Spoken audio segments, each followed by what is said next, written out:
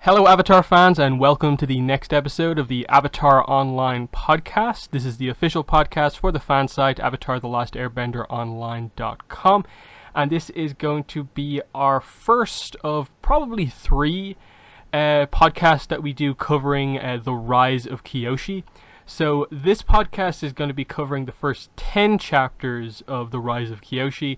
So the book doesn't have numbered chapters, so that is all the way up to and including the chapter that is called The Spirit. So the first roughly third of the book we'll be covering in today's podcast, and then over the next couple we will finish our coverage of this book. We'll also have some news to talk about, but we'll cover the news first, then get into the book. But yeah, I'm going to be your main host for this podcast, Morgan Airspeed Prime, and joining me on the podcast is Greg2B from the site. What's up, everyone? Excellent. So we'll just run fairly quickly through the news. I don't think much of it needs to be discussed in a lot of detail. Imbalance Part 3 preview pages did come out. They came out from Edelweiss. They updated the listing there. 10 preview pages. It looks like it's at least probably 4 of the first 10 or so pages of the book, and then it skips around a little bit. Gives you a little insight into the Toph-Katara kind of feud at the very start, the position that Aang is in with regards to should he take the bending away or not, and a kind of interesting conversation that Aang and Sokka have. Doesn't really spoil any, I suppose, the big things necessarily we were waiting for, but it's a nice kind of intro to things. We might go more in depth on that on a future podcast, but it's just to note that they are out there if you want to see those preview pages. And then for anyone wondering, no, I still haven't heard either way about if I'm getting a review copy for the book or not. The request has been put in. It's like 32 days now, kind of pending. So we'll see what happens with that. San Diego Comic-Con panel is also happening today as we record this. The panel is going to be happening a little bit later on. I think it's like 3 or 4 San Diego time. So obviously we don't know what's happened at it yet, but it sounds like it's going to be a kind of bigger panel. They have Mike there, they have Faith Aaron Hicks, FCE. It's a joint like Abrams Books, Nickelodeon and Dark Horse panel. And then I think they also confirmed just recently on Twitter that Gene Yang is also going to be at the panel. So again, we don't really know. It's just the typical description of like a panel worthy of Aang himself. They haven't said what exactly is going to be in it. There's stuff to discuss, but if it's just the recently released books and stuff like that, we're not really sure. But I suppose, Greg, what are your thoughts on the panel happening later on? Do you think we'll get any announcements, or will it just be them discussing the books that are already out, as creators to each other? I don't know. That's a good question. I think, definitely it's going to be some talking about the books, especially since, one book specifically just came out and 2 of the people worked on it that are there. So I think that's definitely going to be a talking point. I don't know. I think it's interesting that it's sort of like, I don't know. They've done these sort of like twofer type of like, convention sort of panels where they always have, a couple different sort of mediums together. So I think it's interesting that it's like 3 this time. So that should be interesting in itself. But as far as announcements, I don't know. They do sometimes tend to do announcements a bit sort of earlier than when stuff normally comes out. I think usually we sort of expect that stuff recently from New York Comic Con, but it'll be interesting just because they're all there together. So I don't know. I think there might be a little bit of news that comes out. I don't know when we'll get it, since it might take a while for the news to sort of transfer, unless it's something really, really big. Then we'll probably hear about it pretty quickly. But I don't know. I think it should be a cool panel regardless for the people that are there. Yeah, I suppose in terms of things that we could hear about, Imbalance Library Edition could be like a cover reveal type thing that seems small enough that they could actually reveal it there. I could see like Faith Aaron Hicks mentioning that she is working on the next Avatar comic without actually giving any details about it, because that seems all but confirmed at this point. And then other than that, potentially cover for Shadows of Kyoshi, the second Kyoshi novel, maybe. But again, I'm not really sure. I always hope that there's big news at these panels, in that it seems like the perfect opportunity, but they don't seem to like to do that. They seem to like the news to be an article, and then they maybe discuss what that article said beforehand, and there hasn't been any news recently. But we are waiting for the next Avatar comic announcement, so that is the big thing to potentially look forward to, but it doesn't seem particularly likely that it's going to happen. And then the final thing is, I suppose, Greg, you should probably cover this. You maybe know a little bit more of the details about this, the video Death Battle series doing an Avatar thing. Yeah, this is just if you've heard of Death Battle, which used to be the YouTube channel called Screw Attack, they always have a show where they basically put two, fictional characters together in, an epic death battle and sort of do a in-depth analysis on sort of their powers, their abilities, their history, sort of, basically just sort of scaling their powers towards each other. So the next one that they have coming up is Aang versus Edward from Full Metal Alchemist, which I think are two shows that a lot of Avatar fans are kind of familiar with. A lot of people say, like, if you like, Avatar, that you might like sort of Full Metal, which we've talked about before, so we're pretty familiar with it as well. So I don't know, it's just something that I saw that came up, and I know that, as the fandom goes, they're very sort of invested in our sort of character here. So to see Aang go against another character and seeing what, their sort of logic is going to be for the actual death battle and how they're sort of going to wage their abilities, I think will be pretty interesting. I mean, if you on the comment for this sort of introduction video, you can definitely see how sort of, I don't know, vocal the fandom is about sort of which character that they think should win, or, various things like that. So when they do finally do the full death battle, hopefully it's a pretty good sort of, I guess, visual representation of it, as well as just sort of the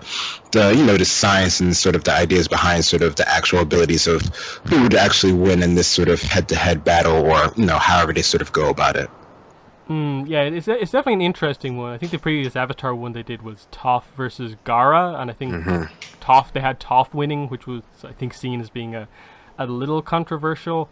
With this one, Aang versus Edward Elric, it seems a little kind of unfair just from the get-go, that, like, I don't really see much of a way for them to justify, like, Edward winning, so it feels like it's a Aang instant win type thing, just because, like, I'm a fan of both, franchises, of course. I don't really remember Edward doing anything in terms of his abilities that comes all that close to what Aang can do, even without Avatar State. But then the second you bring Avatar State in, it's kind of like, how does he even in any way go against that? Maybe I'm misremembering some stuff from Full Metal Alchemist, but like, I don't think it's Edward's ability specifically. Maybe some of the other alchemists would be more of a match, but not quite Edward. But well, I don't know. What's your initial impression on this, of just this fight, and how you think it would go? Yeah, no, I think that definitely what you're sort of mentioning, I mean, it definitely seems like the scaling would be more so on sort of Aang's side, just from what we've seen, and especially, bringing in the Avatar State. That seems like sort of a scaling boost that we quite haven't seen from Edward. I think, probably the interesting part will be is if they bring sort of the Philosopher's Stone into the equation for Edward, even though, we know that's something that he generally doesn't want to use for, just the reasons of how it's created. But I think something along that lines might be the way that they try to sort of even things out, if there is even a way to sort of do that, or just his, Edward's connection with the source, if they go along that sort of route. That could be something I could see that they might sort of try to play into the factor of his sort of abilities in general, and just that, and his, I guess, Edward's just general sort of ingenuousness of his sort of like ideas of going about things. I think that could definitely be something that could give him a slight edge as far as that goes, just his way of, sort of thinking he is, a genius.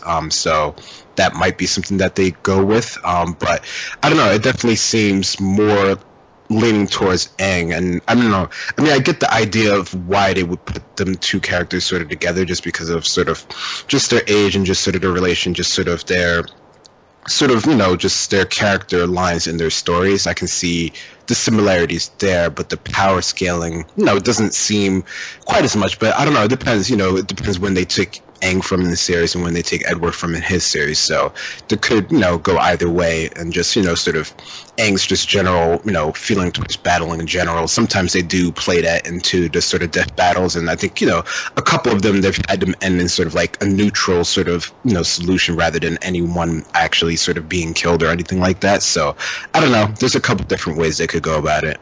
Yeah, because if I remember correctly, the Toph Gara one was kind of like, okay, like actually the power, how bending versus how ninjutsu works in Naruto and Avatar is actually quite similar in that chi is basically chakra.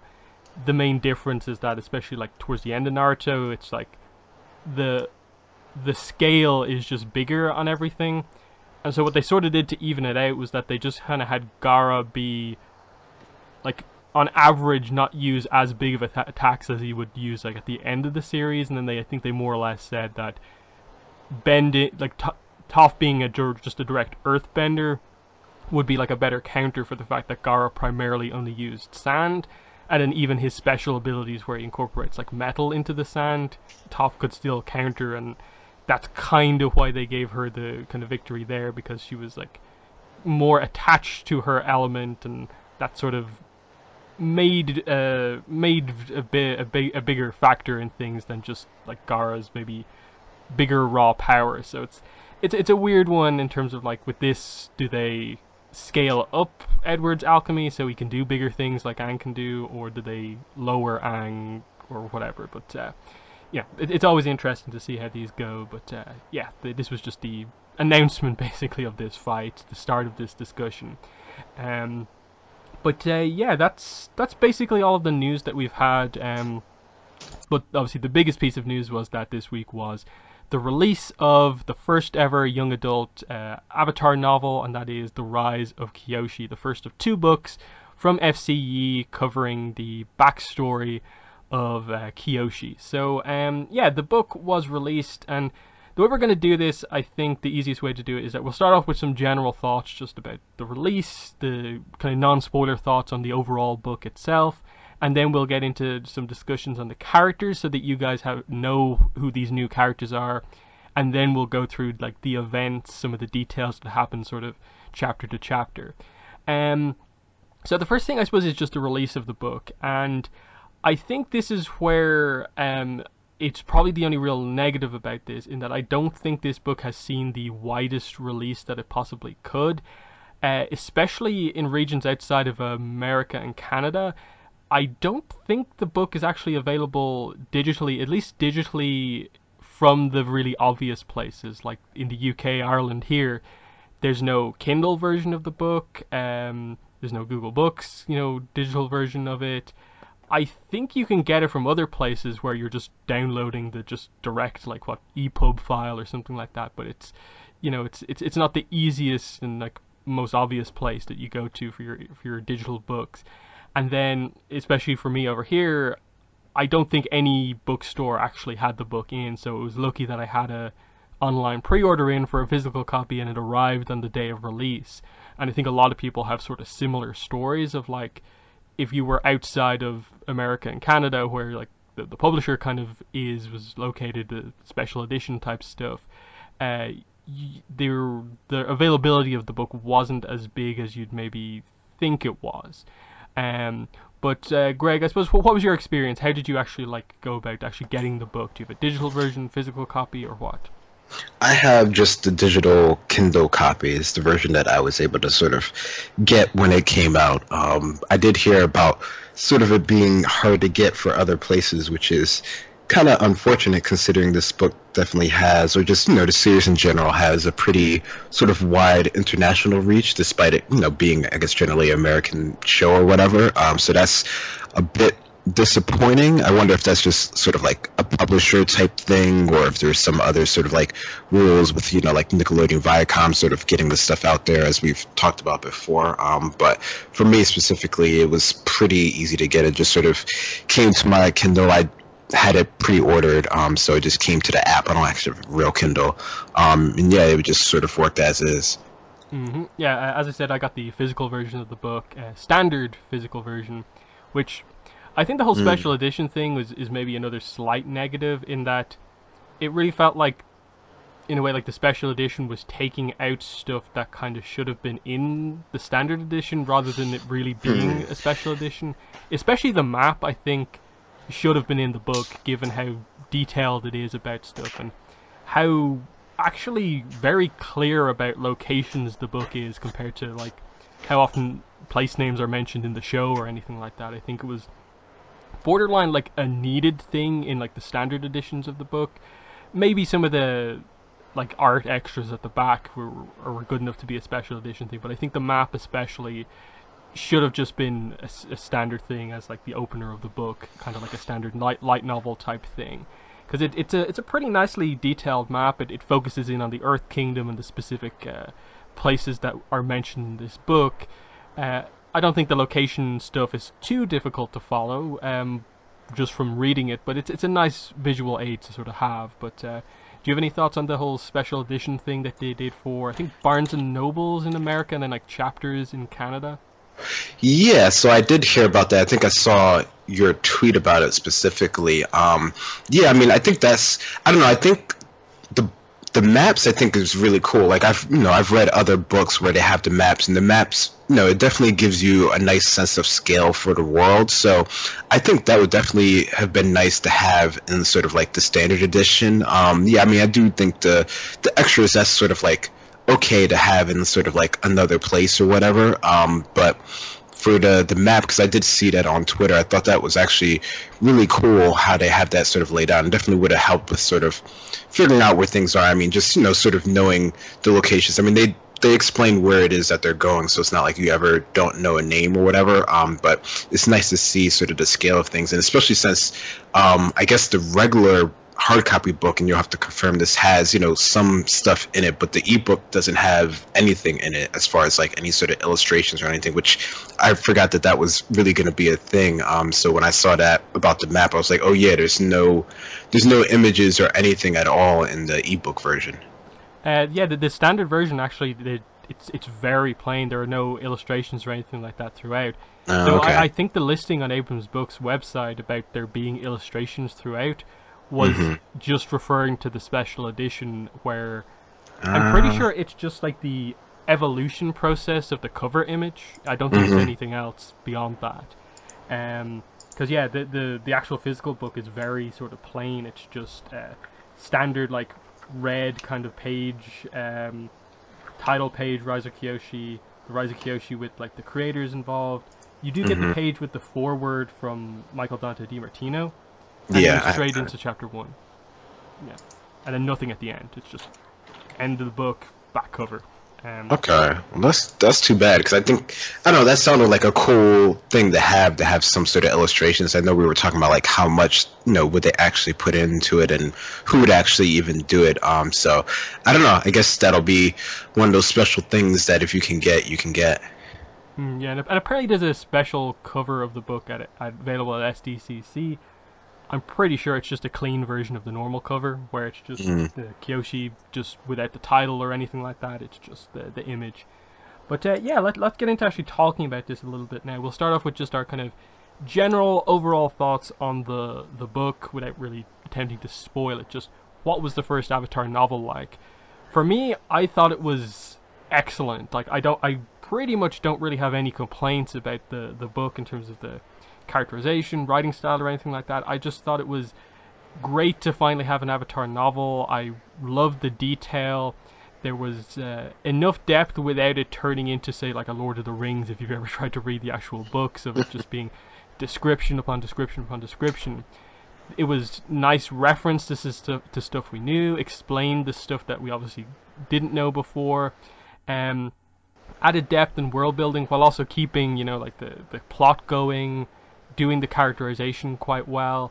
It just, to me, was exactly the sort of thing that we needed, in that at times the comics often are sort of lacking the sort of depth that you do get here, and it was just a nice thing to have like the exact kind of opposite approach in a way of the comics. They're just laser focused on the story they're telling. This is willing to sort of tell you about the world and what's going on elsewhere, right in the middle of the plot and stuff like that. So I think this is hopefully the start of a lot of novels because I really like this and want it to continue. But Greg, what were your general thoughts on the Rise of Kyoshi? Yeah, no, I think I agree. I think it was a very good sort of introduction to sort of how this world would be described in sort of a novelized, more in-depth sort of format. It's definitely, it definitely flows pretty well, I think, from page to page. It definitely, it feels like it would be in the Avatar world. There's enough sort of like, just general references and just, stuff that you would expect to be in here from the show or from the comics, just with, the added depth that you can get with just, only words on a page and having, a lot more of them. I think, it flows throughout the whole thing. I think it definitely wants you to sort of continue on with the story. I think it'll be interesting to see specifically for this story what they sort of choose to go to sort of in the future, just because of, sort of the characters' sort of storylines and how that's sort of going to develop over time. Because, I mean, the book, it does cover, I guess, a decent amount of time, but there's a lot more to this character. So now seeing where they end up with this, and knowing that there's only, I guess, technically a part 2 to this as far as we know of, it'll be interesting to see how they choose to cover that. So that I'm a bit sort of interested on seeing how that sort of goes. That could go, probably pretty well, or it could go, different ways depending on how they sort of do about it. So I guess that's maybe a question I have, I guess, towards the future. But on this book specifically, I think it definitely flows pretty well. I think, for what it's trying to go for and the level that they're sort of choosing to write it at, I think it works for the most part. I think it probably fits in towards of, I guess as far as like depth and structure, as far as like sort of like the original series, which sort of makes sense with how they're sort of going about it. So no, I think for me, it definitely worked really well overall. Yeah, like maturity wise, I think that's been a lot of like the questions I've had asked of me, given that I was one of the first people to put up a review of the book.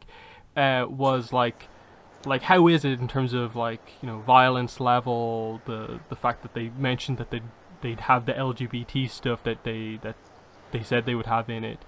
And I suppose the best description I would have is that like I felt like the book was more willing to go to maybe like the more mature moments that say like a Korra had in like your Red Lotus fight scenes and the bending a lot more often, in terms of just clear cut a bending fight ends with a character being killed or actually like badly injured much more often in this book than you would ever see in the show, apart from like those rare situations like Red Lotus fights or something like that. And then, while I wouldn't say romance or anything like that was a huge focus of the book, they definitely didn't shy away from it, and it was very clear and upfront with it, much more than I expected. And that probably the best thing I can say about this is that it is probably the most mature content we've ever had in Avatar. Like I think this goes kind of beyond where, a little bit beyond where like most of the show and even the comics have gone, and definitely in terms of just detail, it I think it goes a bit beyond that as well. But that's definitely, I think, just a general strength of this book, that it's able to do all of that. So I like the writing style. Like it's, we were worried like, well, what does young adult actually mean? I treat it as nothing but being a positive about this book, and that like, sure, I'd still like to see what a just Avatar novel, not young adult novel, would be, but the depth here was great for me, at least. So yeah, the way we're going to cover this is we're actually going to start by just sort of very quick thoughts on the characters, more of just kind of introduction to who the main characters are, and then once I suppose we've got our thoughts on them out, that's when we'll get into going through the details of sort of what happens chapter to chapter. So I think for the most part, like Kyoshi is Kyoshi. Like we'll get to discussing her and her arc over the book. She is the main character, of course, but I think it's more important to fill people in on who the supporting cast is in this book.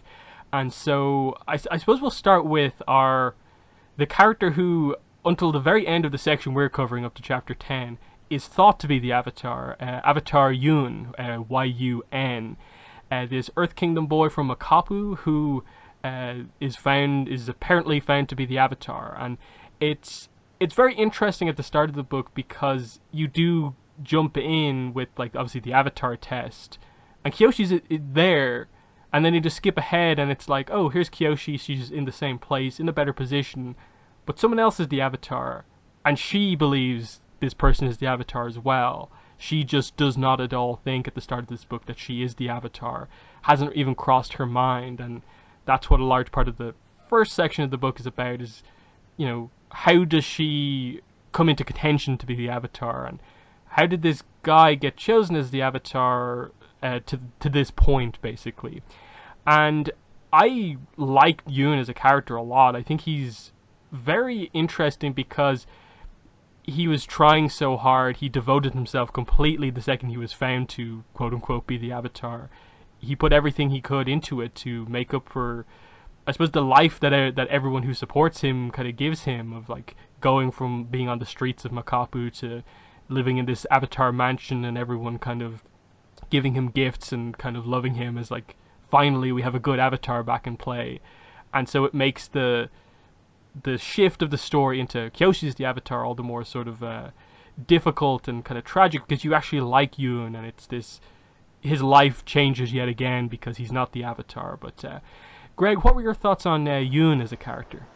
Yeah, no, I think overall he's a pretty interesting character, just sort of with his history, like you mentioned, him sort of, you know, starting on the streets, which is interesting because both him and Kyoshi sort of start that way, but for various different reasons. And I guess you get a little bit of his sort of, I guess, backstory as far as him being on the streets, but no, of course not as much as you get on Kyoshi. But I think overall the way that they characterize him as, you know, potentially being the Avatar, and his sort of training and everything that he has done that you see, and things that he sort of has had to done behind the scenes, I think is, you know, done fairly well overall. And just the way that they sort of, you know, describe him as sort of being, you know, the Avatar of this world up until this point, since, you know, there is sort of a time skip when we do get introduced to him, really, and we see at that point that he's already done, you know, fairly a good amount of stuff as, you know, the supposed potential sort of Avatar of the world, which is unfortunate the way that things sort of turn out later on. But I think overall for his character, the way he's characterized, the way that he interacts with our other sort of main characters here that are sort of, especially the ones that are in his age range, I think it's definitely done pretty well. You know, he wouldn't have been a bad person to turn out as the Avatar if that was how things turned out. Yeah, because that's the way he's basically described, that he goes out on those diplomatic missions with his mentor, and they're a success. He gets a lot of the deals done, and everyone sees him as basically being the perfect, you know, step up after Karuk was sort of a failure as the Avatar, to continue the legacy of Yang Chen, who gets a lot of praise when she's mentioned in this book for most of like the treaties of the world, of like territory and stuff like that, she made, and they have to be updated, and he helps that happen. And I suppose the description of him is basically like, kind of, his personality is kind of like Karuk if Karuk was like dedicated to the role more. That really feels like the way, like it's Karuk if Karuk had turned out well, and that's kind of interesting that Karuk kind of takes a bit of a beating in this book anytime he's mentioned, of just like, there's a lot left unsaid, I think, about specifics, but ultimately that the world was kind of without an Avatar for a very long time after the death of Yang Chen, with, you know, just finding Karuk's training. Then when he's finally ready to go, he's still not fulfilling his role, and then all this stuff happens, and then we go into the longest wait ever to ever find a new Avatar ahead of Yoon being found. So that's sort of the setup for the world at this point in time in terms of what's happened. It's been a while since there's been an Avatar active, and in that meantime, basically, all these sort of bandit groups, or Dao Fei as they're called, have sort of risen up in the Earth Kingdom, and that's the atmosphere of the world at this point in time. So I suppose while I mentioned that just there, what are your thoughts on the way they sort of portray Karuk, the previous Avatar, as he's mentioned here? Yeah, no, I think that's definitely an interesting point to bring up, because it definitely, I mean, I don't know if he took so much knocks as now we just know his real sort of character, which wasn't necessarily such like the highest sort of standard, because like we always knew that he was just like, he died, you know, young as an Avatar, and you know, if someone's dying young, but we also knew that there was sort of like a reason behind it, but now we just have more of an overall sort of idea of what he was actually good at or what he didn't really do, even though he did have, it sounds like, or at least it sounds like he has, with the other people that we'll talk about soon, he had like generally a good sort of crew around him, even though, they might not have been as, I guess, sort of focus on saving the world as you might have hoped Avatar to sort of be, but it doesn't seem like they were sort of like the worst sort of crew sort of ever, at least considering how all the other masters turned out later on, although maybe that's more so just making up for it. But yeah, you definitely get a different sense of his character through these pages here, sort of what he was good at, what he didn't sort of do. Like they mention him in sort of being the best sort of pie show master ever, but it seems like that sort of idea of being, I guess, strategically sort of good at that game didn't translate into doing sort of worldly affairs in the best sort of way. So it definitely is interesting.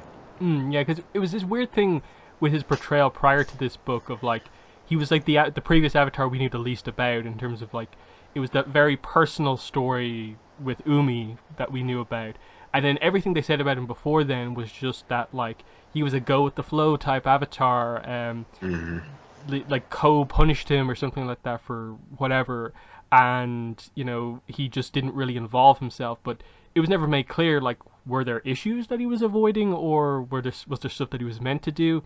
Here, through this book, you get the idea that it was these little bandit uprisings all across the Earth Kingdom, pirates, that sort of thing, that he clearly just avoided for a certain part of his life and didn't really deal with.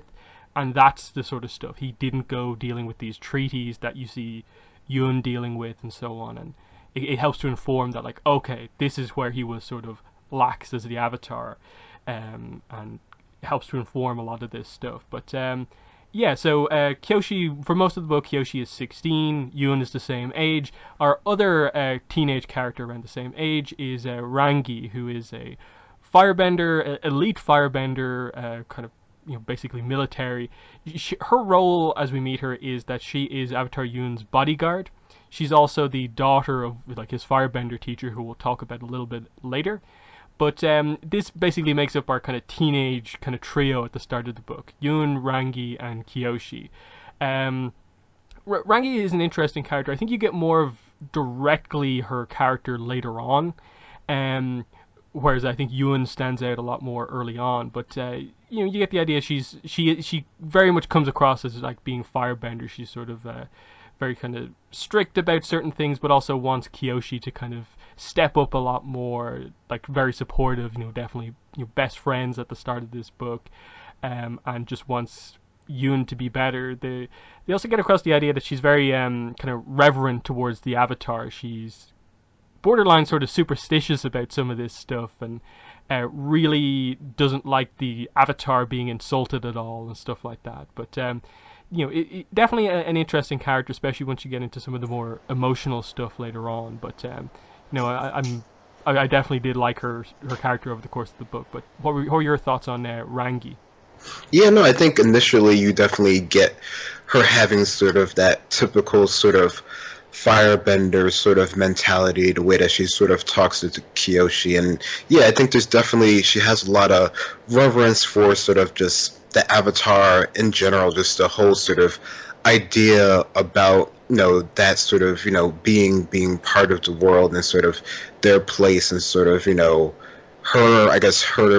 role in sort of that whole sort of process. I think that at least comes across really clearly, even in these first sort of 10 chapters or so, especially later on where she gets more in depth into sort of how the Avatar is supposed to sort of like learn things and stuff like that. I think it comes across even more so there. But no, you can definitely see that she's definitely part of this group. She definitely cares for the other two main characters that we've discussed, and I think she's definitely an interesting character, and it's nice to see sort of how she develops over time. I think you probably, like you said, you get the least of her, I guess, in the beginning sort of part here, but she definitely develops a lot more as the book continues. Yeah, and like I said, kind of Fire Nation sort of nobility. They mention her having like the top knot and stuff like that. and she mentions honor a few times, of course, it's Fire Nation, but it's not a huge focus with her, but it is kind of touched upon. I suppose the other three main characters are, um, as a group, they were Karuk's team Avatar. And what's so interesting about it is that because Karuk only lived until he was 33, they're able to continue on more or less in their prime and be the mentors to the next Avatar as well. So that's a really cool factor in this book, and it's sort of the entire kind of premise of how everything happens is that the companions of Karuk, his team Avatar, his teenage companions, are now the adult mentors to the Earth Avatar. I think the main one to talk about is Jianzhu, who is he's an Earth Sage, obviously Karuk's earthbending teacher, but also Yun's earthbending teacher.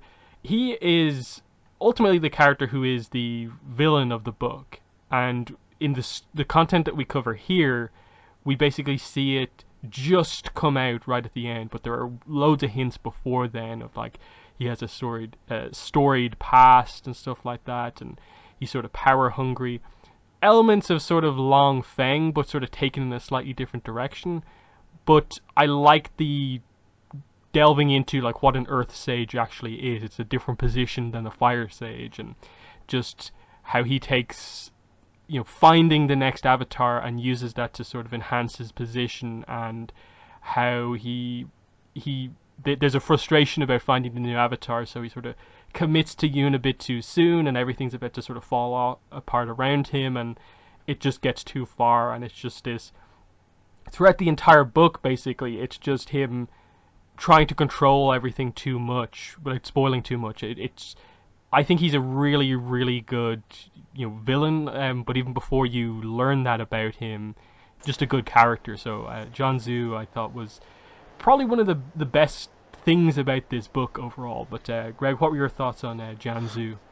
Yeah, no, I think he's definitely a really great character. Just in general, I think he works pretty well. I mean, I think it's interesting, we think of these stories so much as sort of they're always sort of being, sort of like a villain to sort of defeat at the end. And yeah, he definitely is sort of like, the bad guy who's doing, stuff behind the scenes. But, for the most part, I think of him more so just as sort of like his own sort of independent sort of character that has his own sort of goals. I think, maybe it's just because it's the book format rather than like the show sort of format of things, that it's just the way that they sort of characterize him in general as far as like his sort of goals, his sort of ambitions, his sort of, dealings that you do sort of get hints of in the beginning of the book specifically, as far as, people sort of coming to meet him and doing different things like that, in the way that he sort of, interacts with the household, and sort of just the whole idea of just where they're sort of living at the time. I think it definitely makes him, I guess, a bit more interesting than your normal sort of,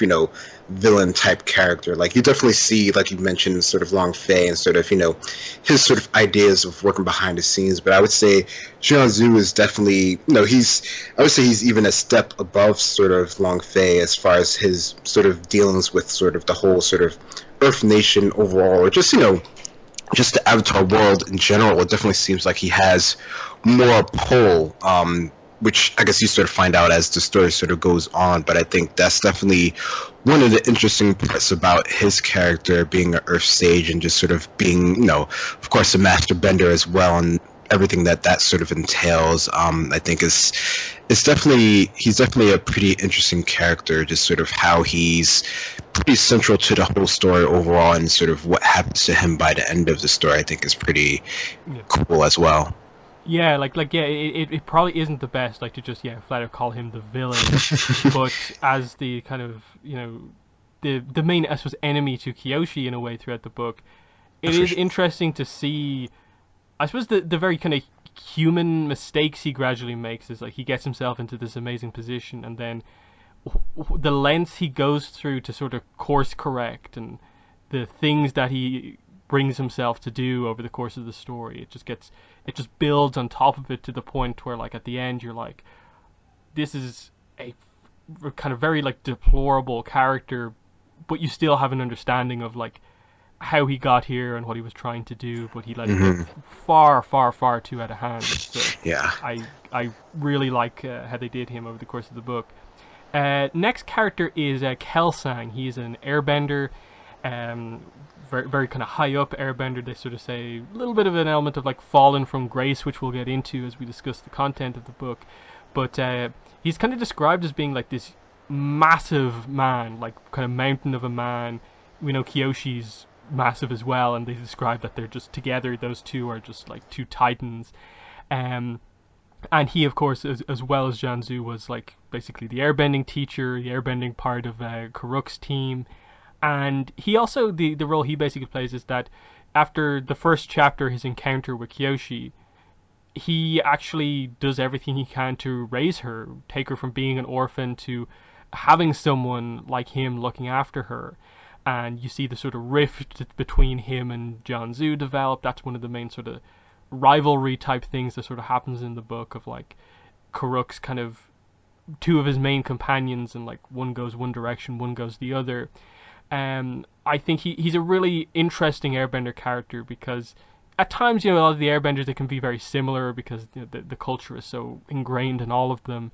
But they managed to make him, I think, feel very unique with some of his past and stuff like that. And being an Avatar companion is another great thing to add to him. But what were your thoughts on Kelsang? Yeah, no, I think he's him being a companion and him sort of being part of this group of masters that's sort of teaching the new Avatar definitely adds an interesting element. Just him being an airbender, his sort of, ideas, like you definitely see he has the core of what you have, learned as sort of being an airbender, but he also has, other sort of elements to him that I think make it interesting as far as how he, views things and how he's actually sort of had to directly interact with the world and not necessarily stay as sort of like, aloof or, as sort of out of sort of the flow of things as you would typically think an airbender would. So he, at some points he seems definitely more down to earth than you might sort of expect sort of an airbender to be, which I think is definitely interesting how he's, how his relationship is with Kyoshi, and just sort of in general, you definitely can see, the sort of split that he's had with Jianzhu, and just sort of how that sort of affects the group's sort of dynamic overall. I think is definitely an interesting sort of character that we have in our group. Yeah, like I suppose the best way to say of him as a character is like he plays a sort of similar role to say like Gyatso in like Aang's flashback, of like he thinks differently than the main leadership of the air nomads, and tends to do things a little bit differently that maybe the guidelines of being an airbender are more guidelines than direct rules. And I think you sort of see that with how attached he becomes to Kyoshi, and that maybe being something that some of the other monks wouldn't have like agreed with him doing, how much he tries to protect her and stuff like that. But yeah, really good character. Sort of the last main character to talk about here is Heiran. This is Rangi's mother, and also again Karuk's firebending teacher, one of his companions when he had his own team. And she is described as being like the former headmistress of the Royal Fire Academy for girls. So we've heard about that before, and it's really interesting the kind of position that she's in. And she's obviously trying to teach Yun firebending, because obviously the cycle is earth fire. And this is where like a lot of the stuff with Yun not being proven as the Avatar starts to come out, of like he's been pretty much doing nothing but firebending training, and it still hasn't happened yet. He still hasn't produced any fire, and you get a lot with her, and you learn bits and pieces along the way of like her specific interaction, of like a hint of a romance with Karuk, between her and Karuk and stuff like that.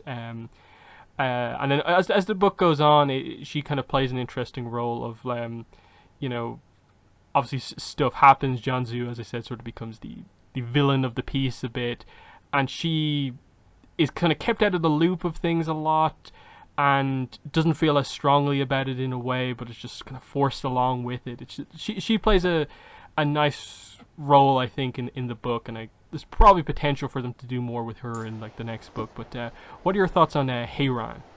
Yeah, no, I think she definitely has a lot of potential in the future, depending on how they sort of want to set her character up as things go along. But I think as far as part of the group, she probably seems like probably the character that probably has sort of like the most reason out of all of them, like more down to earth, like sort of actually, thinking about things fully rather than just sort of jumping in, despite her being more of, a firebender and usually thinking of them being more brash. She definitely seems, from at least the way that they're characterized throughout most of the story, as sort of questioning sort of everything that's sort of happening, even if she doesn't sort of verbally sort of vocalize it. But she definitely plays a interesting role as far as just sort of actually giving sort of like solutions to problems, or sort of course correcting Jianzhu specifically as far as what he's sort of doing, and sort of how to sort of I guess just give solutions to the problems that sort of have come up throughout, sort of the story that we see here. So you could extrapolate that that's sort of what she's probably had to do a lot in the past as well. Yeah, so I think she's definitely interesting, just the way that they sort of use her throughout the story. Hmm. So let's get into the details of the story. We'll kind of go through this chapter by chapter. We'll try not to spend too much time on any individual chapter, but just get the core idea of what happens here. So chapter 1 is the test. It's set 9 years before basically the rest of the story. So you have a 7-year-old Kyoshi here as opposed to a 16-year-old Kyoshi for the rest of the book.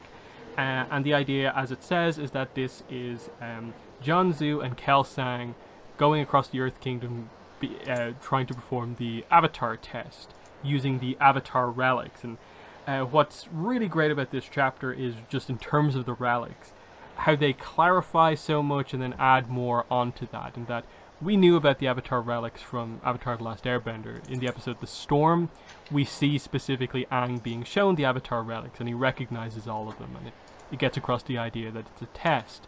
This book clarifies to us that specifically that's the Airbender, the Air Nomad test for the Avatar, and that actually they've sort of gone away from the Earth Cycle's way of doing things, and have kind of Kelsang's basically stolen the Avatar relics to use them here, because they're so desperate to find the Avatar, who they reveal here 7 years since the death of the previous Avatar. At this point in time, that's the longest wait between finding an Avatar that there's ever been in history, basically. So they're getting desperate, and they resort to skipping over a specific nation's kind of cultural way of finding things. So they use the air method on the Earth Avatar. But along the way, they explain what the Earth method is, and it's pretty interesting description. It's kind of hard to really wrap your head around what exactly it means, but they basically say it's directional geomancy, interpreting Earth that's in the middle of like bone trigrams or something like that. They say that like powerful earth-bending masters kind of interpret the kind of motion of the Earth within this kind of trigram that they put on the ground, and that eliminates half of the Earth Kingdom in terms of where the Avatar is. And they just keep doing that over and over again, and eventually they cut out so much that the only place left is the Avatar. And it's revealed that this time out, that hasn't worked at all. They have not been able to find the Avatar. They've been here, there, and everywhere across the world using this method, which usually works. But, I think Jianzhu mentions at one point, like, he found himself in, like, the Southern Water Tribe with only, like, animals around him. Like, there was no one there. That's how kind of bad it is. And then the main plot of Chapter 1, basically, is that they're here in Yokoya Port, which is revealed to be the original name of Kyoshi Island, or Kyoshi Peninsula, whatever way you want to do the timing of all of this. Yokoya Port is this place. And they perform the tests on the 7-year-olds from this town, trying to find the Avatar. One girl comes up and actually chooses 2 of the 3 correctly, and then interacts with the third, but in such a way where, okay, she clearly doesn't recognize it because she's the Avatar. She's just happened to get lucky. So they think it's a complete failure, and then Kyoshi randomly at the end of the day shows up an orphan, and she happens to choose the 4th Avatar relic, the one that hasn't been touched the entire day, but she runs off with it, the clay turtle at the end. And the setup as sort of we go into Chapter 2 is just that they basically, Kelsang specifically decided that, like, she's happy with the toy, we'll just let her keep the relic, I'll take the punishment from Abbot Dorje back at the temple that we lost it. And Janzu's a bit like frustrated that like Kelsang's just like, oh, you're putting the happiness of a kid ahead of like this object that is so important to the world. So there's this setup of like, we know Kyoshi's the Avatar. She chose one of the relics, but never got to perform the full test. Kelsang sort of realizes that connection, and that's what makes the shift into chapter 2 all the more interesting, that this random kid who wasn't even mentioned in the first chapter is suddenly the Avatar a few years later. But yeah, what are your thoughts on chapter 1, this kind of flashback section, basically? Yeah, no, I thought that was definitely interesting just to sort of get the idea of the scope of the world and just sort of where they're at in the search for the Avatar and sort of how long it's been, and just sort of get this other method of geomancy of how, you know, the nation finds this Avatar. And it's definitely interesting just to get that sort of aspect. I wonder, you know, sort of what sort of development went through sort of getting that sort of idea in place. But it's definitely pretty cool, and it definitely, you know, it makes sense with how they're sort of going about it. And once you continue reading the book, and especially like looking back on this now, it sort of, I know it doesn't seem surprising to me that they couldn't find the Avatar, considering the two that they eventually did choose and sort of their sort of like history and their sort of upbringing. So I don't know, I guess it kind of makes sense why, at least in my mind, it makes sense why they would have a hard time sort of finding Kyoshi. And it's interesting just sort of how they almost sort of kind of did using this other sort of method, even though they didn't really know who they had, at least in the beginning. So no, I think that's definitely interesting, the way that they sort of go about finding it. I thought that was pretty interesting. Yeah, because you look back on this and you suddenly realize that, like, oh, Kyoshi is the Avatar. They basically say this method has worked completely in the past. So knowing what they reveal about Kyoshi, you sort of realize that, oh, this is why it, on one reading, led here. This is why it led here. This is why it led here, because Kyoshi was traveling, and you realize that there is an error in that method of, like, if the child is part of, like, a family that travels, the method doesn't work, basically, if they travel regularly. So that's the kind of situation you have there, which I really liked. And then I'll do this for this first chapter just to get across like the depth of the book, but like immediately chapter 1, like page 1, the amount of like location references, like I said, Yokoya Port, which is Kyoshi Island, Whaletail Strait and thus Whaletail Island, Shim-Sam Big Island, Omashu gets a mention, Makapu Valley, Ba Sing Se. In terms of world events that are kind of important for later on, the Yellow Neck Uprising is something you should always circle as like being a notable thing in terms of like bandits and the Dao Fei. There's a mention of Liu Beifong specifically being a master earthbender of the time. Similarly, a previous king of Omashu is known as King Burrow of Omashu. A noted earthbender is called Neliao the Gardener, who also read the bone trigrams to find out a location. And then specifically, it's mentioned here, Zhu Ping An is the leader of the Yellownecks, and he is part of Jianzu's backstory. So that sort of name is important to keep in mind. We also get in this chapter as well, the mention of the Fifth Nation Pirates, and their current leader or lord at the time is a character named Tulok. And they specifically note his daughter is his lieutenant, and we'll meet her in chapter 7.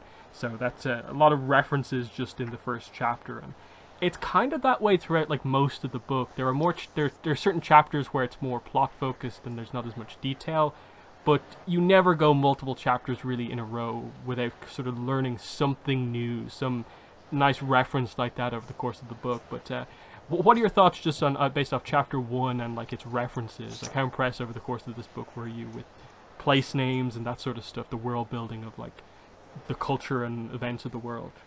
Yeah, no, I think it did a really, really good job of that. I think that's probably one of the strengths of the book in general. And I think it's something that we've probably mentioned before as far as, you know, the depth that they can go into, or just that they really sort of have to if they're writing sort of a novel like this. Like, you can't really gloss over things and make it sort of like an interesting book, even at sort of like the YA level.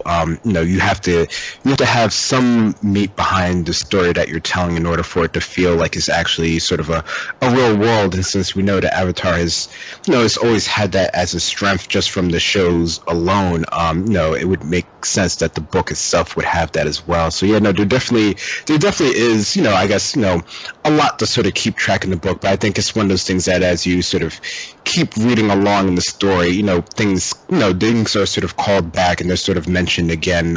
So you sort of, you get everything sort of placed in your mind more or less by the time you sort of finish the book. So it's not like it's overwhelming or anything like that. Like they still keep it within the realms of, the target audience of the book. But there is a good amount in there as far as just sort of places that you might have heard before, places that are new that you need to sort of keep in mind. So no, it definitely does a good job of that. Yeah, so we'll move on to chapter 2, which is called 9 Years Later, and the rest of the book is basically just set in this year. I get the impression a couple of months pass because Kyoshi goes through a decent amount of training along the way, along the traveling, but we're pretty much in the same year for the rest of the book. So this is now with Kyoshi at 16, and we pick up with her here, and we find that her position has changed. She's gone from being just an orphan on the streets to now actually living in the new Avatar or Jianzhu's mansion that is kind of sprung up in Yokoya Port.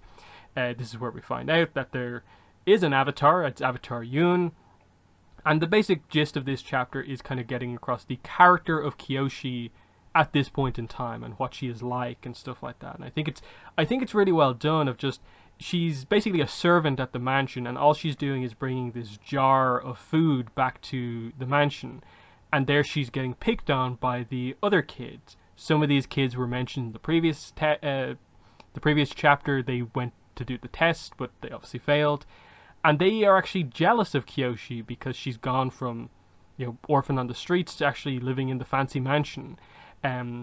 All the time not realizing, of course, that Kyoshi was lucky that sort of, Jianzhu and Kelsang kind of, mainly Kelsang kind of looked out for her and allowed this to happen, because otherwise, without any family connections, Kyoshi wouldn't have had anything to do. And we get across the idea that this is a very different Kyoshi than the one we know, because they're picking on her, and she's purposely choosing to take a neutral Jing approach. She specifically mentions this. And she just acts like nothing's happening, even though she's basically kind of being harassed here, being bullied, and the entire time she never fights back, attempts to really strike back or anything like that, and eventually has to be saved by the arrival of Rangi, who arrives in to sort of scare everyone off. And it's also right at the end here that we get the idea that Kyoshi is an earthbender. She knows how to do some earthbending, but she specifically mentions that she has a problem earthbending. Now, the exact details of that problem are not gone into until a little bit later on, but the idea here is that this jar is made from earth. It gets tossed up into the air by an earthbender girl, and Rangi tells Kyoshi to catch it with her earthbending, and she's like, I can't. My problem means I can't catch this jar of food on the way down. And that's it's saved by Yoon, thankfully. He arrives on the scene and reveals that another reason why he was picked as the Avatar is that he actually has a very unique earthbending style. He's able to manipulate earth very well at distance, which is not usually a trait you associate with earthbenders. They're able to do a certain amount of it, but Yoon is very, very skilled at it. It's noted that he's writing messages in floating stones to the girls from on the top of a building nearby. So very impressive earthbender is Yoon. Interesting notes from this chapter would be that Jianzhu is revealed to be from the Ganjin tribe, which I thought was a excellent reference of utilizing details from the Great Divide. I think a lot of fans, with how they feel about that episode, would never reference it, but that's why I like that the author did, making an important character in this book, very important character, be from the Ganjin tribe revealed in the Great Divide. So really, really cool stuff. But what are your thoughts on chapter 2? I think that definitely was a really cool sort of callback to the show. I definitely highlighted that as something of mention just because of the history that we know of the tribe specifically, it doesn't seem, from what we see in the avatars, like, they don't seem like they would be anything sort of like of importance. Like they're two sort of like struggling, or one of two tribes that are sort of struggling, and Aang has to sort of like interfere with their sort of disputes and make up some story to sort of quell sort of a issue that they're having with each other.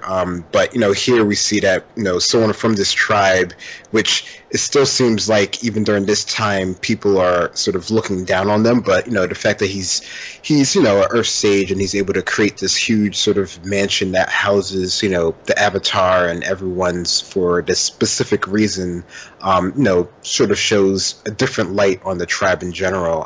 But yeah, no, I think overall this chapter is just interesting, just to sort of get an idea of how Kyoshi acts now, which is, like you mentioned, quite different from what we've seen before. And to see, her first sort of like interactions with people here, I think is definitely something of note. And it's interesting to see how this changes, because if we know, anyone who knows the show knows how her character typically is sort of portrayed. So to see her in this sort of way, definitely, I think it's a good, not every character starts off the way that we see them later on. So the fact that she isn't like that, I think it definitely, it gives us a reason to sort of be interested in her story and her character sort of develop over time, even though she pretty much comes to her character as we sort of think of her by the end of the book. There is a process for her getting there, and to see that, I think it's definitely pretty cool.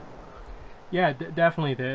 I think the last scene is kind of an interesting one, of like revealing that Rangi and Kyoshi are actually friends, and that Rangi's kind of harsh to Kyoshi, but it's revealed that Rangi only really interacts at all with people who she kind of cares about. So the fact that she's being kind of harsh and criticizing Kyoshi here shows that she actually cares about her and wants her to grow.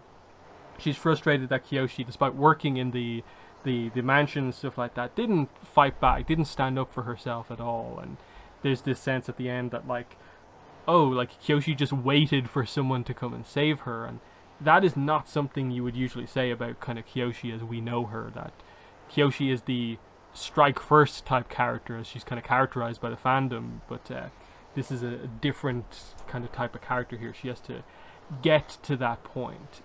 So very, very interesting initial characterization here of Kyoshi as being not having that decisiveness, basically, that she's known for later.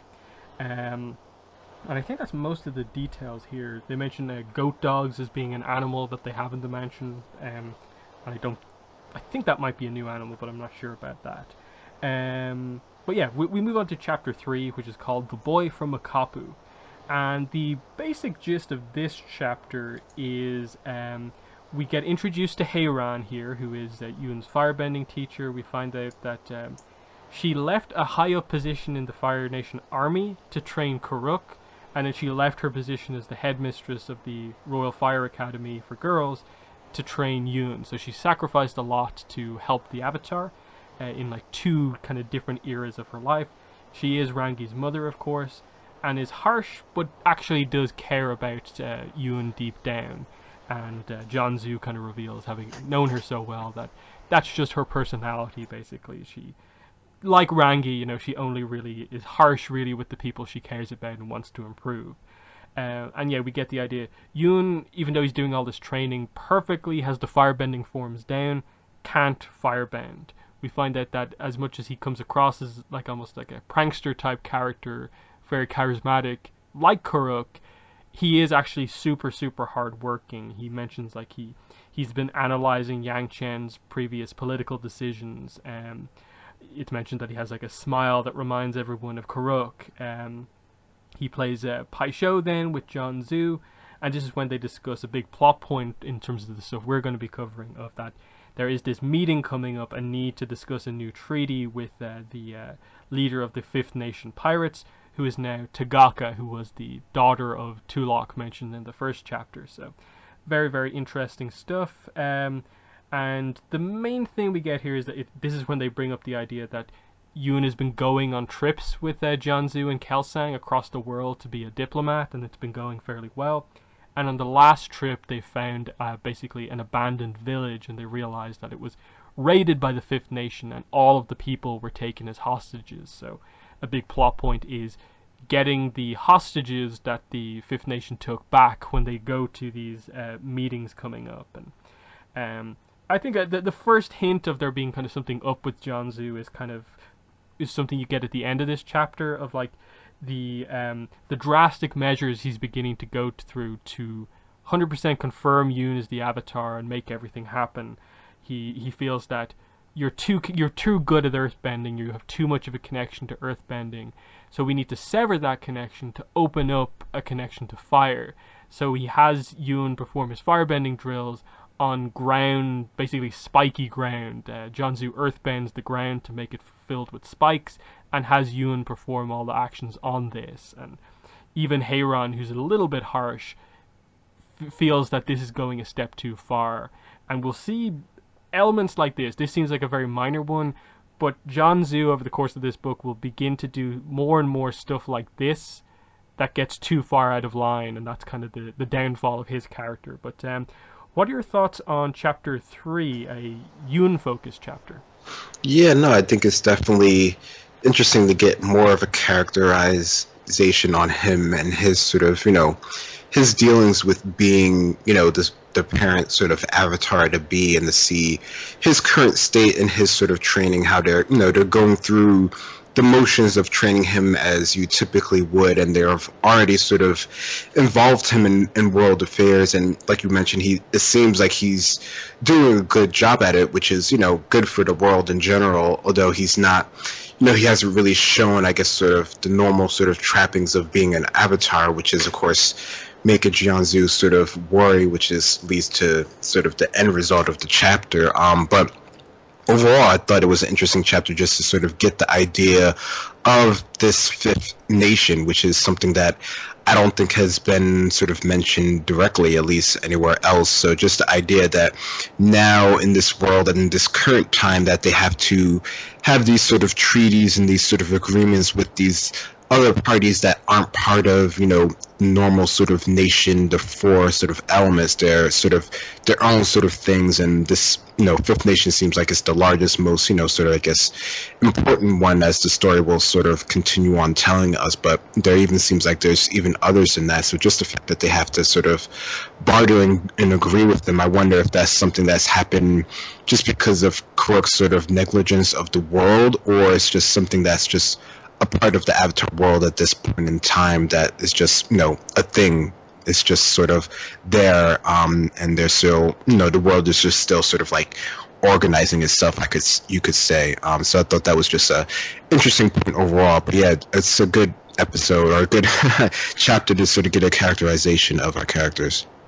Yeah, I think it's Jianzhu in one of these chapters that we're going to cover has like a line where he just is kind of harsh about like the entire world as it is, just like, especially the Earth Kingdom, the way it's like ruled and stuff like that, that it's just a system that leads to the rise of bandits, that it's this perfect situation for Dao Fei and pirates to kind of get everything that they need basically out of the world. Because even in this chapter it specifically mentioned that even though 1,000 people have been kidnapped, the Earth King is going to do absolutely nothing about it. Jianzhu notes that specifically here, and that it's up to him, Jianzhu, and the new Avatar to broker this deal.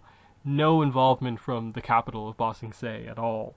And there's like mention of like, why does the nation have like multiple kings in different areas, and like we have like a desert colony that doesn't have a culture anything like the rest of the landmass of the Earth Kingdom. Like the Earth Kingdom, he basically says the Earth Kingdom is like a mess at one point, and we'll get to that.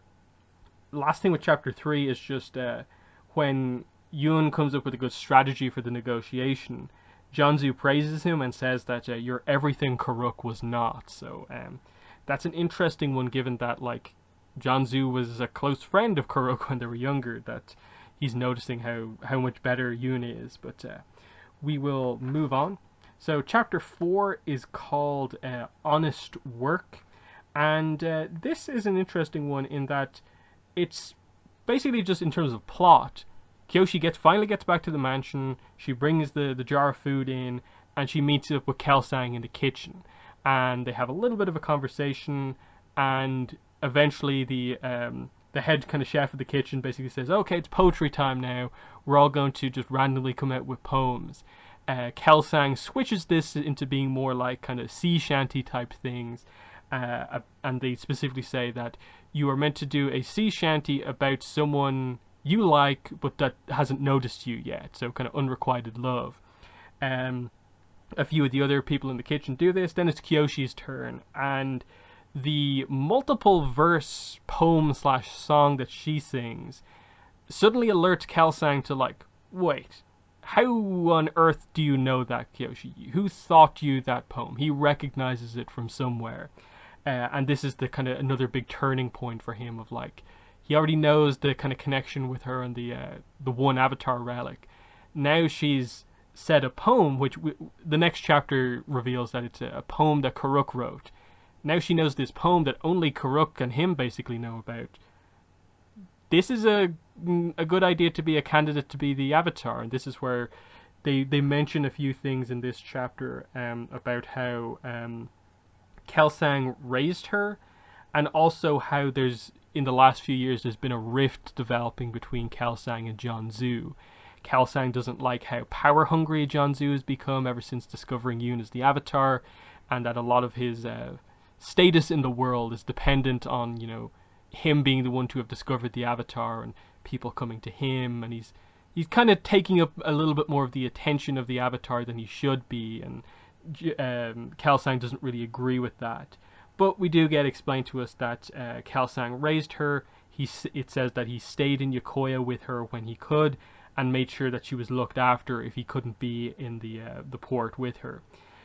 So, you know, pretty interesting stuff here. You know, that, you know, again, Jianzhu is meant to be a sage, but he has a mansion all of a sudden, and people come to give him gifts just as much as the avatar. There's a kind of problem here, and then Kelsang, considering Kyoshi a candidate, is going to put more pressure on this rift, because we know already, but like they're building up to it here, he was wrong. He's found a person who isn't the avatar, has made deals across the world with this person who isn't the avatar. Kyoshi being found out to be the actual avatar is going to change a lot of things for a lot of characters. But what are your thoughts on chapter 4?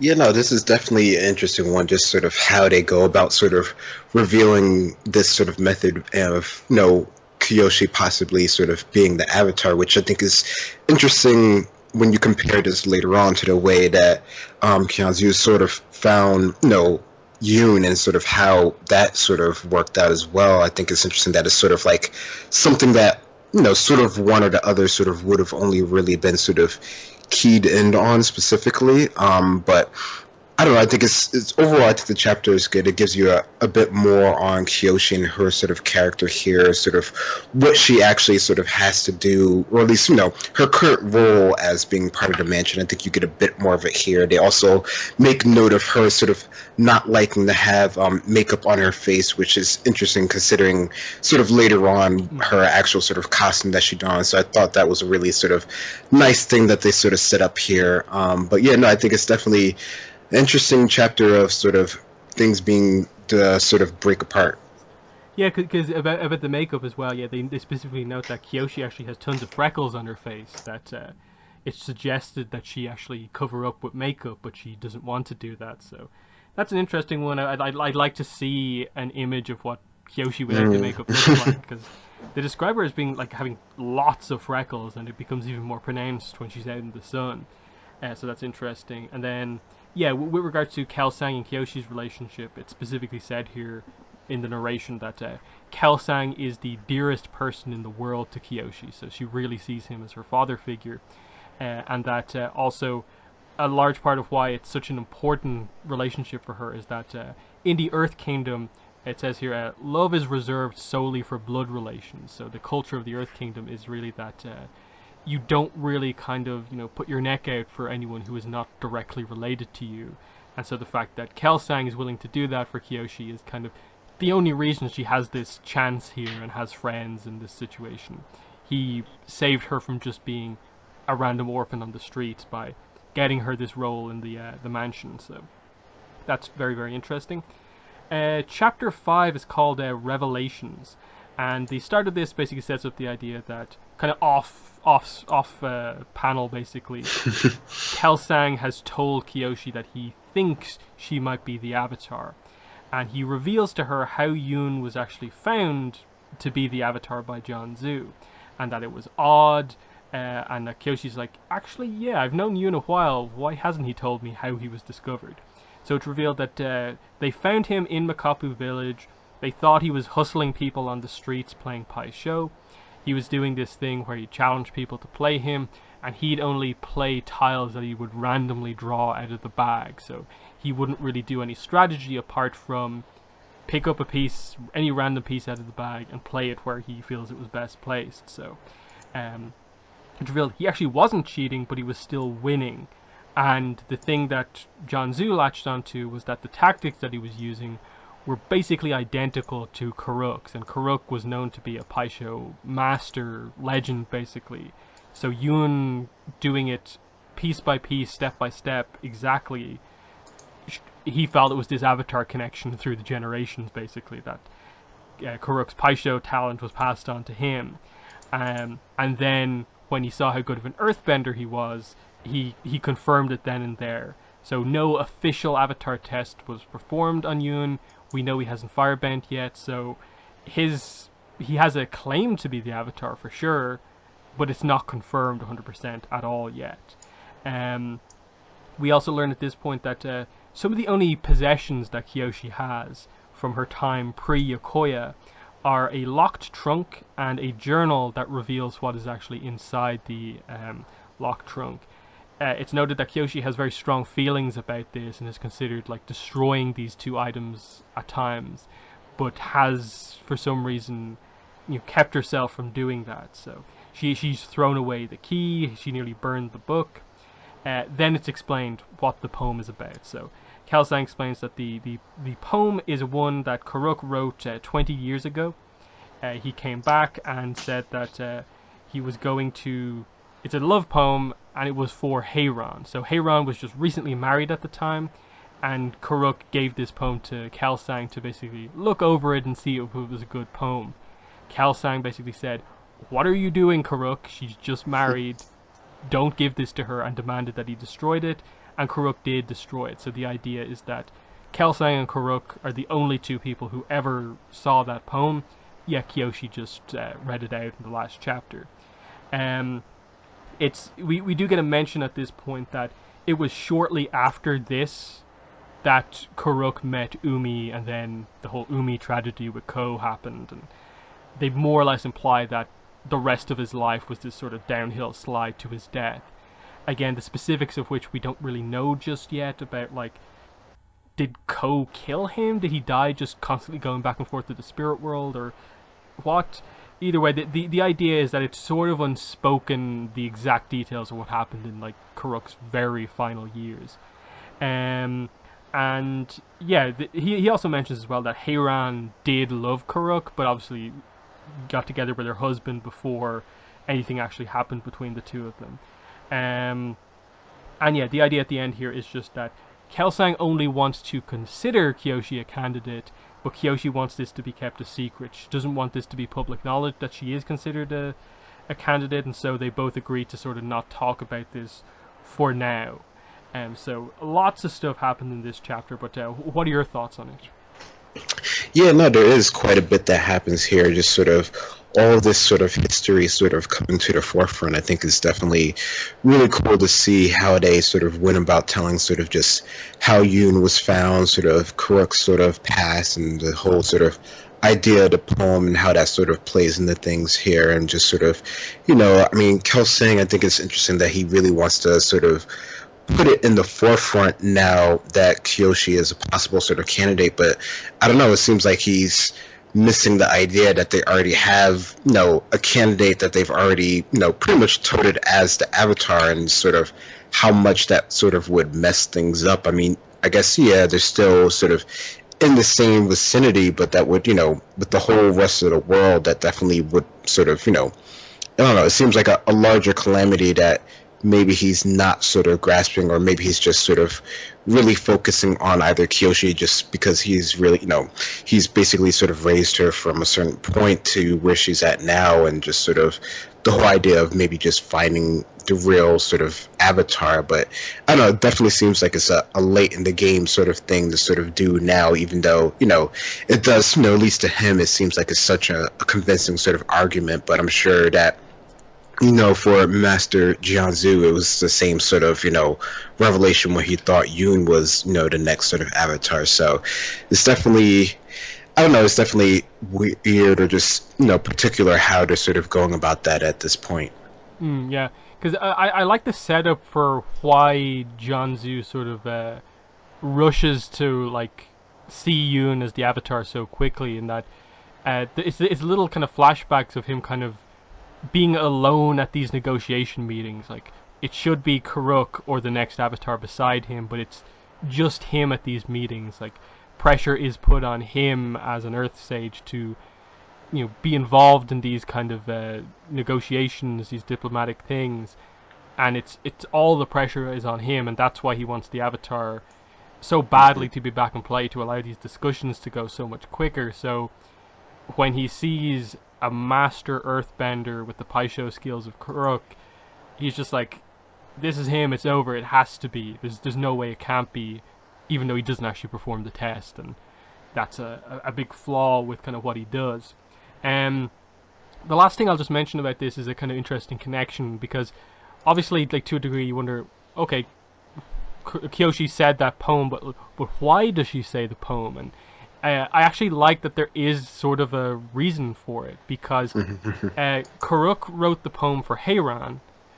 We'll later find out, and we already have hints in the chapters up to now, that Kyoshi actually likes Rangi in that way, because we know Kyoshi's bisexual. The way the book confirms it is basically just that it's very clear from the way like her interactions with her friends are described, is that she is both attracted to Rangi and also Yoon at the same time, basically. And it's also described that Heiran and Rangi look very, very similar. So the idea of Kyoshi was asked to basically sing a song about someone she had, like, whose feelings haven't been returned to her. The idea is that, like, she doesn't realize just yet how much she cares about Rangi, and I think that's why it sort of comes out like that, and it's meant to be that sort of, can friendships transcend a lifetime type thing, but in a kind of different way here, which I thought was a nice little connection. How intentional it was or not, I'm not sure, but it feels fairly intentional up to now. But I don't know, Greg, did you notice that connection while reading it? Yeah, no, that definitely seems like something that could be done pretty much on purpose, just because of the connection between them, or just in general. I mean, even if it wasn't sort of like a direct sort of relation, just, someone who she harbors feelings towards, could be anyone that, she could be singing that song about. So it definitely seems like it's something that could work out with the way that they're sort of pushing things forward. Mm-hmm. So we move on to chapter 6, which is called Promises. So basically what happens is that Kelsang left at the end of last chapter. Yoon immediately arrived at the door, presenting a little bit of an awkward situation where Kyoshi has kind of just found out that she's considered for the role of the Avatar, and that also means that Yoon being the Avatar is in doubt. And we've obviously just learned Yoon takes being the Avatar very, very seriously. This is something that's important to him. It's changed his life, and he likes it that way. So when it comes out, how is he going to feel, and what's going to happen to him? Like, Kyoshi is going to go on this kind of rise up in ranks. Is he going to fall back down and stuff like that? But they are friends. This is where we, I suppose, get the official title of, like, what Kyoshi's actual job is in the mansion, and it's basically just to clean up Yoon's messes, because he's very untidy, and we learn that Kyoshi likes to keep things organized, and so she's the perfect person to kind of keep Yoon in check. And basically we just get some of what their kind of dynamic is together as they kind of discuss stuff. Specifically, it's Kyoshi telling Yoon which of the presents he's getting from all these kind of bending masters he should keep, and which ones he should throw out, because he's getting so many of them. he reveals then that he wants her to come with him on the mission to negotiate with the Fifth Nation, because everyone's basically coming, like John Zhu, Kelsan's gonna come, Rangi's gonna come, so he wants her to be there as well, because he wants someone normal there, not someone who's just going to like be in awe of the Avatar, be part of the Avatar entourage. He kind of wants a onlooker there who can see what Yoon has accomplished for what Yoon has accomplished, rather than what like the like organization that is the Avatar basically has accomplished. He wants someone to know like his personal involvement in it, and he gives that credit to Kyoshi here. So it gives you an idea of how close they are. And Kyoshi's like, why are you inviting me? I'm not going to be any help. But she ultimately agrees, because at the end of the chapter we find out that she basically says that Yoon wants to defend the world as the Avatar. Rangi's role is to defend Yoon because she's his bodyguard. Kyoshi now realizes that above all else, what she wants to protect is her friends, so she wants to protect both of them. So that's why she wants to go as well. And then right at the end of the chapter as well, Rangi arrives in and joins them. So we get the first kind of interaction of the three teenagers together, and find out that they all do actually get on really well. Rangi, who's very reverent of the fact that Yoon is the Avatar, ends up getting a bit frustrated with him and throws like a pillow at him and acts like she's like killed him, basically, that she's committed this like egregious sin by like throwing a pillow at him, but he just laughs and they sort of have fun together. It's also here that we get the idea that Kyoshi is like attracted, or there's a bit of a dynamic between her and Yoon, because they note that he likes to get sort of close to people. It's kind of part of his charm, and it works on Kyoshi as well. And then there's a fun line here. One time he'd kissed the hand of the princess of Omashu for a second longer than normal, and scored an entire new trade agreement as a result. So that's how skilled he is at these negotiations. But what are your thoughts on chapter 6, kind of primarily a kind of character dynamic chapter? Yeah, no, I think the dynamic is something that definitely comes across really well between Kyoshi and Yoon here, and sort of figuring out a bit more of Kyoshi and sort of, her being sort of, I guess overall she seems definitely more reserved, which is something that, is just her character in the beginning of her sort of story here. So to see, sort of what she's really sort of fighting for as a character, even if she doesn't want to be sort of on the forefront, she doesn't even want to be considered a candidate for the Avatar, anything like that. The people that she's, been lucky enough to be around for the last, years or whatever, I think is something that she really sort of cares about, which of course is why she sort of, goes on this journey despite, her pretty, knowing pretty obvious that, it's probably not the best sort of place for her to sort of be, especially with just sort of her lack of, control or her abilities with earthbending, as, Yoon does mention that,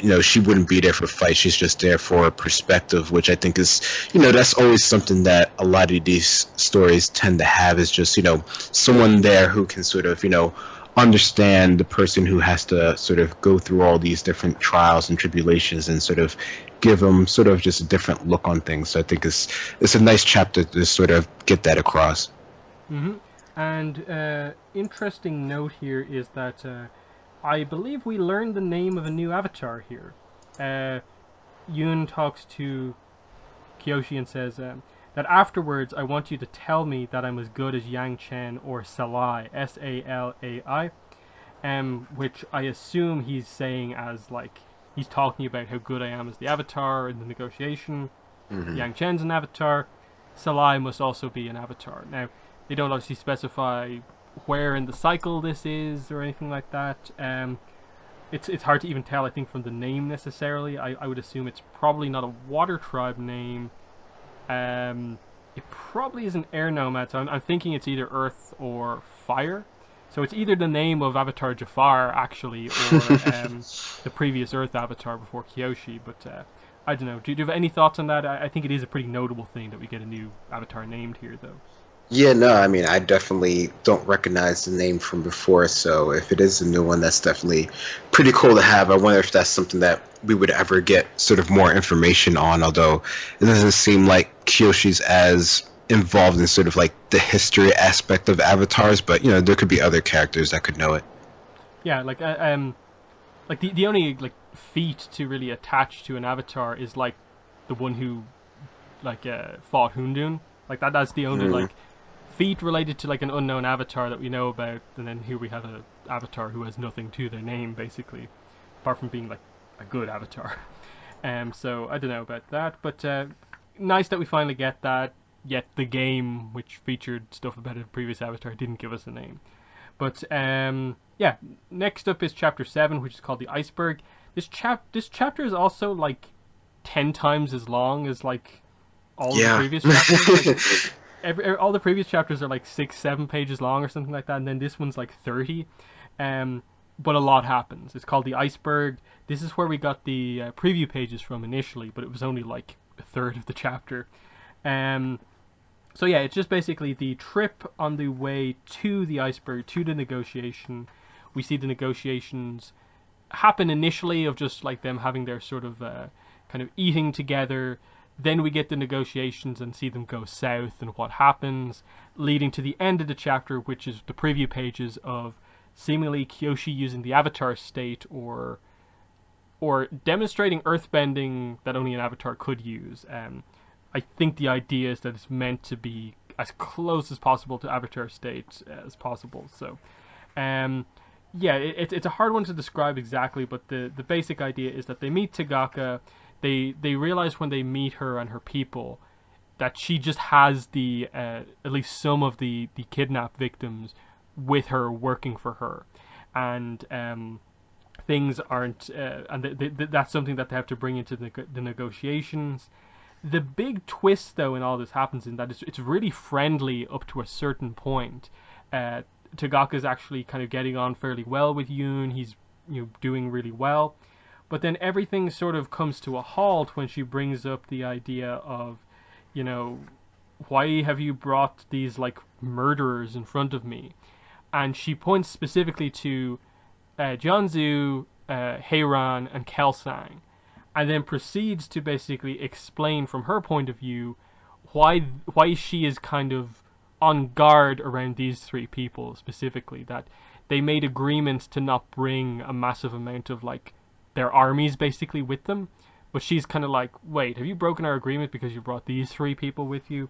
And so we get like the legends basically of our kind of three other members of Karuk's team Avatar. So the first thing we get is that Jianzhu's nickname is the Grave Digger of Zulu Pass. Yoon knows this story as being, are you referring to the story of how my esteemed mentor piously interred the bodies of villagers he found cut down by rebels and gave them their final rest and dignity? Tagaka reveals that actually I'm referring to the 5,000 Yellownecks buried alive, the rest terrorized into submission, the entire uprising crushed by one man, your esteemed mentor. And she asks Jianzhu, do their spirits haunt you when you sleep? And he tries to dismiss this as kind of like, oh, my previous feats are exaggerated, but it's revealed to be true. I think much later on in the book we get the full details on this, or at least it described properly, and it is completely true of like, yeah, this is a character who buried alive hundreds of people, at least, so that's something terrible he's done. The next thing is Heiran. I know who holds the Royal Academy record for most accidental kills during Agni Kai's Madam Headmistress. So, and then Rangi later reveals, I think it's in like the next chapter, that one of the people she fought to get the position of headmistress was her own cousin, and it resulted in her cousin's death. So, that's Fire Nation kind of honor and stuff like that, but that's what she's sort of known for. And then Master Kelsang, have you ever wondered why my fleets stay cooped up in the Eastern Sea, where the pickings are slims? It's solely because of that man right there. And they basically describe that Kelsang's nickname is like the living tornado, and that to defend a coastal town one time he went out on his bison and basically created a storm so bad that it completely stopped an attack from her grandfather's fleet at the time, and people died during this and stuff like this, and this is why it's sort of known that Kelsang isn't in the best reputation with the Southern Air Temple, is because he has basically killed people, and that's obviously very against air nomad philosophy. They do get across the idea that Kelsang is the only one who is visibly sort of uncomfortable at hearing his past accounts kind of basically written back to him. So he's the one who actually like feels what he did most heavily, whereas Jianzhu, who's accused of the worst things, is kind of like yeah. It's probably over exaggerated, but it's a large chapter to go over completely. But what are your thoughts on the iceberg? I suppose the big acceleration of the plot here happening. Yeah, no, it definitely pushes things forward in a really sort of quick and sort of, I guess, also drawn out sort of way, just considering how long the chapter is. I definitely wasn't expecting the chapter to be that long after all the previous ones being pretty quick, but I think it definitely works as far as getting across the idea of just sort of the stakes that are at play here, just sort of the meeting of the Fifth Nation and sort of, what the Avatar would have to do. I mean, it makes me wonder if he went on his own, would have things turned out differently? Probably not. She probably would have enacted her plan just the same, maybe even a bit quicker. But, the fact that, these three other people who have a very sort of storied history with the world and things that they've had to do, which you do get, sort of a reasoning behind, what they, the reasons with why they did the things that they did. Not that it makes it any better, but, there's additional, I guess, sort of history behind, some of the things that they did. But, to see that all come out here and to see Yoon respond to this specifically and, eventually Kyoshi as well is, definitely sheds a different light on these characters that, up to this point, other than sort of, rumblings of various sort of things, we thought that they were, for the most part on the up and up, but, as, sort of the things sort of come out, no character is perfect or no person is perfect in any sort of way here. So it's definitely interesting to see how that gets played out and to see how, this sort of just skews, the whole, idea of this meeting being, at least up until this point, rather sort of successful. Yeah. I like that Jianzhu is still kind of cool under pressure, and even Yoon keeps his kind of anger back until like afterwards, and that he's immediately able to be like, oh, like you're criticizing them for what they've done in the past, but like you kidnapped 1,000 people, you're a pirate who's got to kill people as well. And she's like, well said. And it's only afterwards the kind of rift sort of develops a little bit. Another part that I sort of skipped over, because again this chapter is like so much bigger than all the other ones, is that after that initial kind of stuff happens, but before the action kicks off, there is this sort of break, and we see Kyoshi just like walking around the ship, and then one of the guys on Tagaka's crew is just like, wait, do I know you? And something sets her off. It's specifically said here, did business with a group called the Flying Something Society. The leader was a woman who looked a lot like you, pretty face like yours, legs nearly as long. She could have been your sister. You ever been to Chameleon Bay? Sweet thing. Stay under Madame Kui's roof. And Kyoshi, like, who up until this point has not really done anything in terms of fighting, has never been really direct or clear or brutal at all about anything. It just randomly happens here. Kyoshi picked him up by the neck with one hand and slammed him into the cliffside.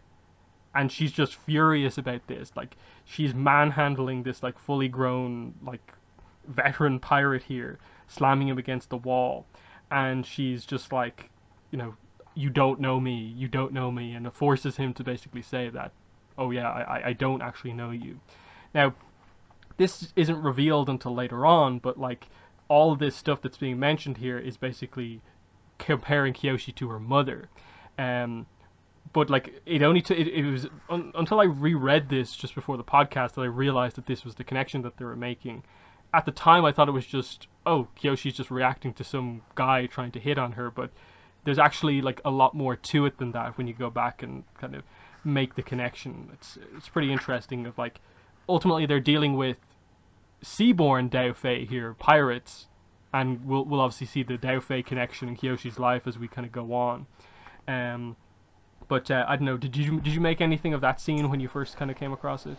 No, well, definitely not the first time I came across it. Didn't really get the whole scope of Kyoshi's story before this point. But yeah, looking back on it, it's definitely something that is pretty interesting. You wonder how much, even Kyoshi sort of connected the dots at that point. Because, I mean, she knows, we know from later on that she does know a bit about sort of her parents and sort of their sort of dealings, which she might have connected a little bit of it here, but sort of, the specifics that the pirate sort of mentions here goes even a little bit more than Kyoshi knows at this time, or at least that we know that she knows from her journal and the other stuff. So it's interesting just to see her react to this so much. It might have just been something more sort of intrinsic, or just a buildup of a bunch of things, or just her being sort of out of her element at this sort of meeting here, not sort of in the mansion where she's been for the last years or whatever, more or less pretty safe. So there's probably a whole bunch of different elements that sort of made her react here, which is just sort of I guess a peek into how she later becomes. Yeah, there's also a scene just after that where she talks to Rangi, and they kind of have a little bit of a heart-to-heart about, like, you learned some kind of harsh things about your mother just there, didn't you? And there's just a nice kind of almost like intimate scene in that, like, this is a relationship that the book is directly setting up, and here's like the first sections of that beginning to come to light, along with the fact that we got the relationship hints with Yoon a little bit before. We'll get them, I think, in like the next chapter or two as well. It's interesting of, like, this is how they confirm Kyoshi's bisexuality, basically. It says here when they kind of Rangi sort of falls asleep on Kyoshi, and it says here, Kyoshi closes her eyes. She did her best to ignore the pain of her arm losing circulation and her heart falling into a pile of ribbons. So, they're being very clear about this at this point already. And then that's when, like, the rest of it's all this kind of action stuff that's happened.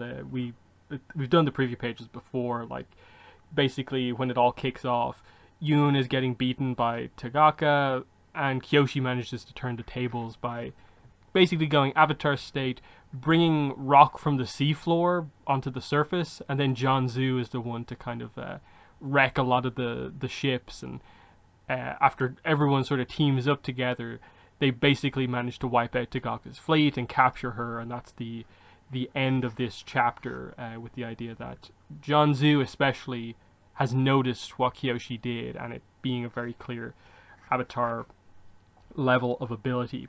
The big shocking thing, I think, in this is this character, Master Amok, who is basically Yoon's waterbending teacher.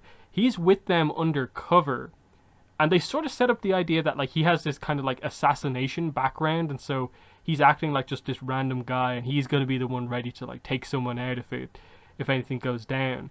But he ends up getting killed in the middle of all of this by Tagaka, who puts on a show of acting like a very weak waterbender, but then the second she wants to activate, her plan, she targets him immediately and just, like, impales him with a ice kind of spear. So, that's the first real hint of the book of, like, oh, they're going to do some crazy stuff with the bending. But what are your thoughts on some of the stuff towards the end of chapter 7? Yeah, no, the whole sort of escalation of the fight scene, which now makes a bit more sense rather than reading the preview chapters and not sort of getting the full sort of scope of things. I think it definitely, it helps to put it in context. Like, just reading that by itself didn't really, I mean, it's definitely a cool scene, and even now it's still a cool scene, but I think knowing the idea behind, what sort of happened in the scene makes it all the more sort of interesting. But yeah, no, they're definitely, they're not, really sort of holding back with sort of the fight scenes as you would sort of expect from the show or anything like that, which just shows you, what they can do in this sort of medium versus in the show, or animated show or anything like that. So they definitely, throughout the course of the book, it's not like overly sort of gratuitous or anything like that, but, it's sort of, as you would think, being hit by rocks or blocks of ice, stuff like that, or being burned or anything like that, like, it would hurt. It's not something that you could generally just sort of bounce off of. So it definitely shows you the scope of what they can do here, and especially with Kyoshi, with her bending, or the way that she sort of activates it, or if it's fully sort of spirit sort of enhanced, or it's just sort of her at her sort of like normal limits, the way that she just sort of operates, even if she isn't fully activating the full avatar sort of state per se. Is definitely showing the scope of what she can do, and sort of how it works with everyone else, because even Yoon, he's not by any means sort of a slouch in earthbending. He's they told him as being very, very good, and having particularly unique-ish sort of skill set, and even he wasn't able to do too much in this sort of fight here. But her, and definitely emotions ran high in this moment as well for her, that sort of allowed her to sort of do what she had to do in this sort of situation. Next we move on to chapter 8, which is called The Fracture, and I suppose the title is more directly referring to the fact that when Rangi and Yoon basically find out what Kyoshi did and talk to her, they're frustrated that they had to hear about her potential candidacy as an avatar from Kelsang rather than her herself, and there's a bit of a they're not talking to her at the moment because they had to learn it from someone else. But I think the focus of the chapter in a way is actually more in the opening scene, and that is Jianzhu talking to Kyoshi. And it's an interesting one because Jianzhu never just comes out and says that I think you're an avatar candidate. He still seems to believe that it's Yoon, but is wondering how that came to be from Kyoshi. So the first thing we get is basically that Kelsang has told Jianzhu what her problem with earthbending is, that she can't manipulate small things, but she can move good-sized boulders of a regular shape. And it's basically the idea of, you never told us that it seems like your ability works in like reverse, where like you can't manipulate sand or anything like that, a pebble, but you can move a mountain basically.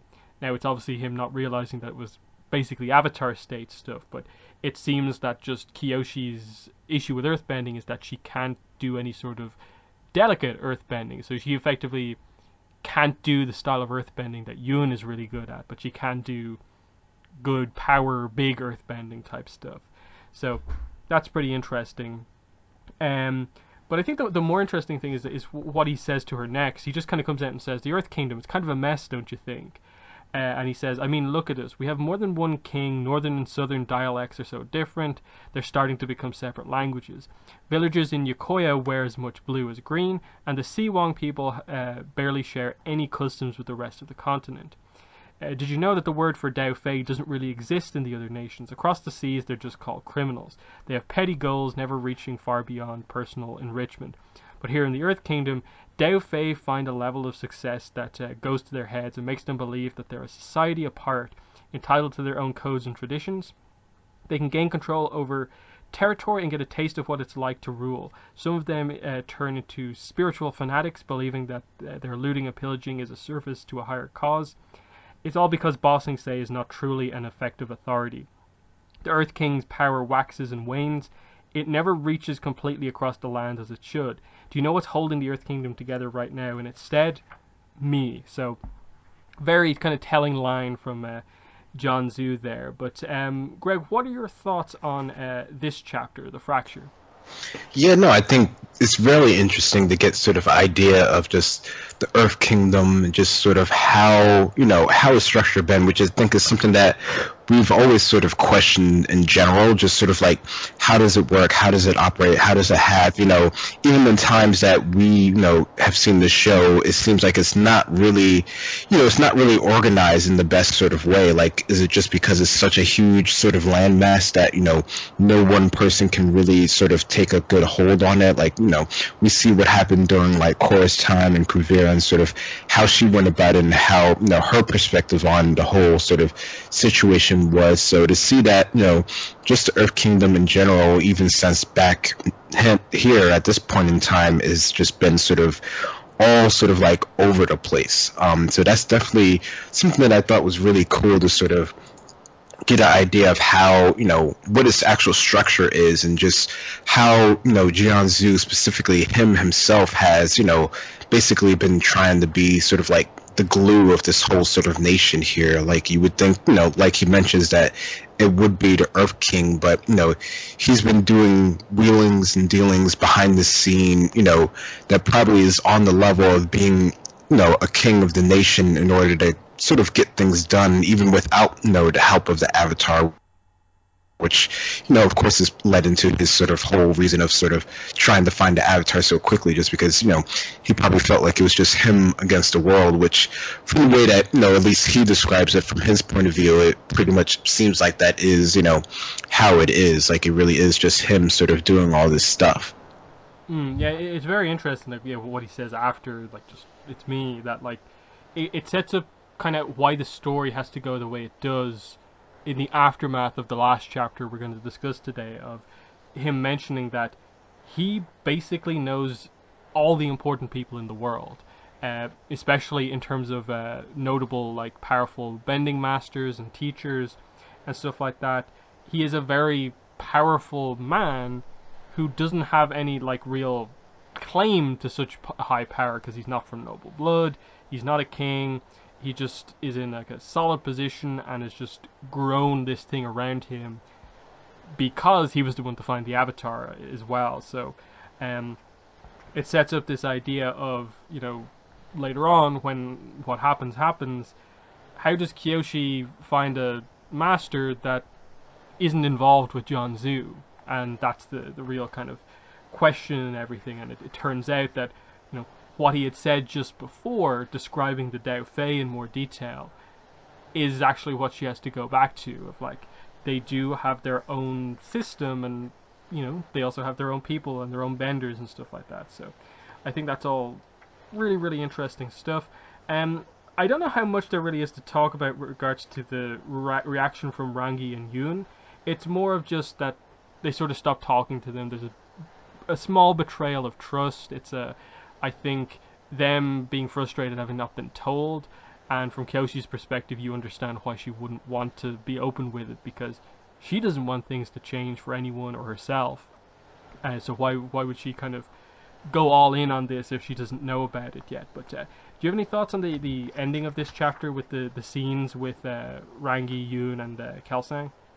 Yeah, no, I think it's interesting to see how each of them sort of take perspective on her not telling them, and just, Kyoshi's just general reluctance to sort of, even, sort of embrace this idea at all, and sort of, what this would really mean for, just the world overall if she were to sort of come out with this, which, it seems like for her, as less of the whole sort of world, and just sort of, she doesn't want anything to affect, her current way of living, which she's, really fortunate to have, considering where she sort of started from. So from her perspective, she just doesn't want anything to change. But, from her friends, it's something that, she, the trust level there of her sort of being open with them, is something that they, clearly would have liked. But, at the same time, Yoon's sort of reaction to it, and how he sees, this might affect anything that happens in the world in the future, and just, Rangi in general, and just sort of her, her respect and her sort of reverence that she has for the Avatar, just sort of that whole, I guess, sort of construct, is something that, is something that both of the characters and all three of them are going to have to sort of, deal with as, the story goes along. Yeah, like, it is primarily Rangi who has, like, the emotional reaction, I think, because of how close she and Kyoshi are, and then, like you say, because she is so, she looks up to the idea of the Avatar so much, that the fact that, like, she's devoted herself to be the bodyguard of the Avatar, but the person she's bodyguarding isn't the Avatar, is this, huge kind of thing that's happened. It's changed her life. And then right now in this chapter, Yoon's reaction is to just kind of be silent until he gives his thoughts in the next chapter. And the scene with Kelsang is more to get across the idea of just like that. There's no more pretending now. There's no more keeping this in the secret. It has to be out in the open that you are a candidate. And Kelsang just says, the time when any of us could have what we wanted past years ago. So it's at this point where, like, if you are the Avatar, it is more important than like you keeping your position right now. You have to, accept whatever comes, no matter what, basically. So we move on to chapter 9, which is called Desperate Measures. And the basic idea of this is that we start to see the change in Kyoshi's life. She goes into the mansion again, except this time she's sort of being kind of looked after. She's been giving the nice food. The previous people who'd be like on her level in the mansion in terms of the staff are now sort of treating her like, one of the, is mistress finished? Like, she's not used to being like treated that way. And that's when, Heiran is in there. They perform the test to, it's described here as, this is how they find out if newborn babies are firebenders. So it's revealed that what they do here is that they go into a room, they have a firebender, I suppose, heat up the room to really dry it out, and then they basically put some really easy to light on fire, kind of like kindling basically, underneath the nose of the baby, or in this case it's actually Kyoshi.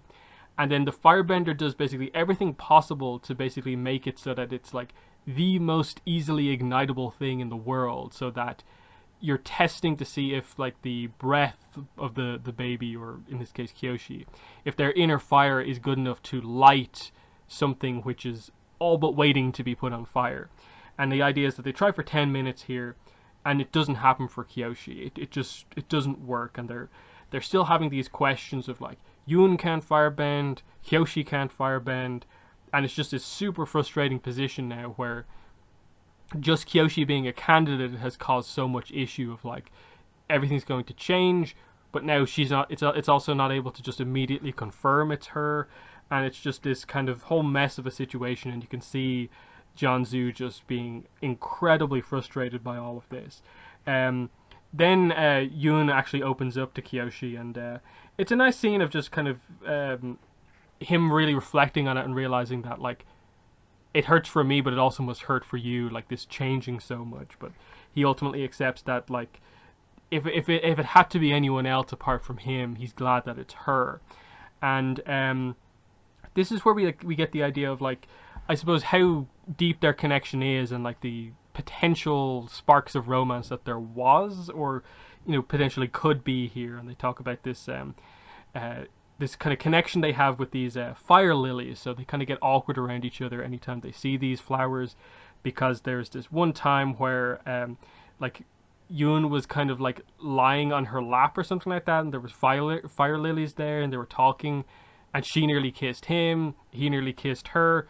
And now anytime they see these flowers, they just remember this moment, and he especially tries to bring it up to kind of create the embarrassment. So you can tell there's definitely an attraction there between the two of them, and it's kind of pretty much at this point that you get the idea of like, okay, so she actually likes Yoon and Rangi, but more leaning towards Rangi, because she sort of accepts the idea of like that she can't really be with Yoon because of their position. But it's a nice dynamic that they do set up. So at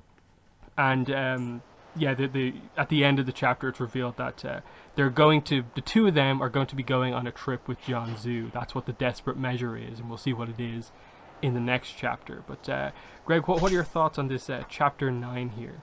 Yeah, no, I think it's a good chapter to sort of get sort of more reactions on just sort of Kyoshi possibly being the Avatar, and to sort of get a more of an idea of her and Yoon's sort of relationship in the past, and the different things that they have sort of gone through, which is really just sort of a setup for everything that sort of goes down in the next chapter. But it's a nice idea to sort of get in your mind sort of what could have been if things turned out differently, which is sort of the way that they're trying to sort of skew this at this point.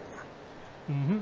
And there's a little bit from Yoon here, just reflecting on like how much his life has changed since he was, discovered as the Avatar, and he kind of talks about, I suppose, Jianzhu's position in all of this and why he is so frustrated about it, and that like so much of these people who you think are these like sages who only care about spirituality are actually just these really power hungry people, and that sages in the Earth Kingdom are actually just sort of elders, and it's not the spiritual position that you would think of in terms of like the fire sages that we've seen, like a Shayu and stuff like that. So I like that as a kind of a world building type thing, that there are sages for the Earth and Fire Nation, but the fire sages are truly spiritual. The the Earth sages are more just kind of, you know, basically elder people who are kind of important,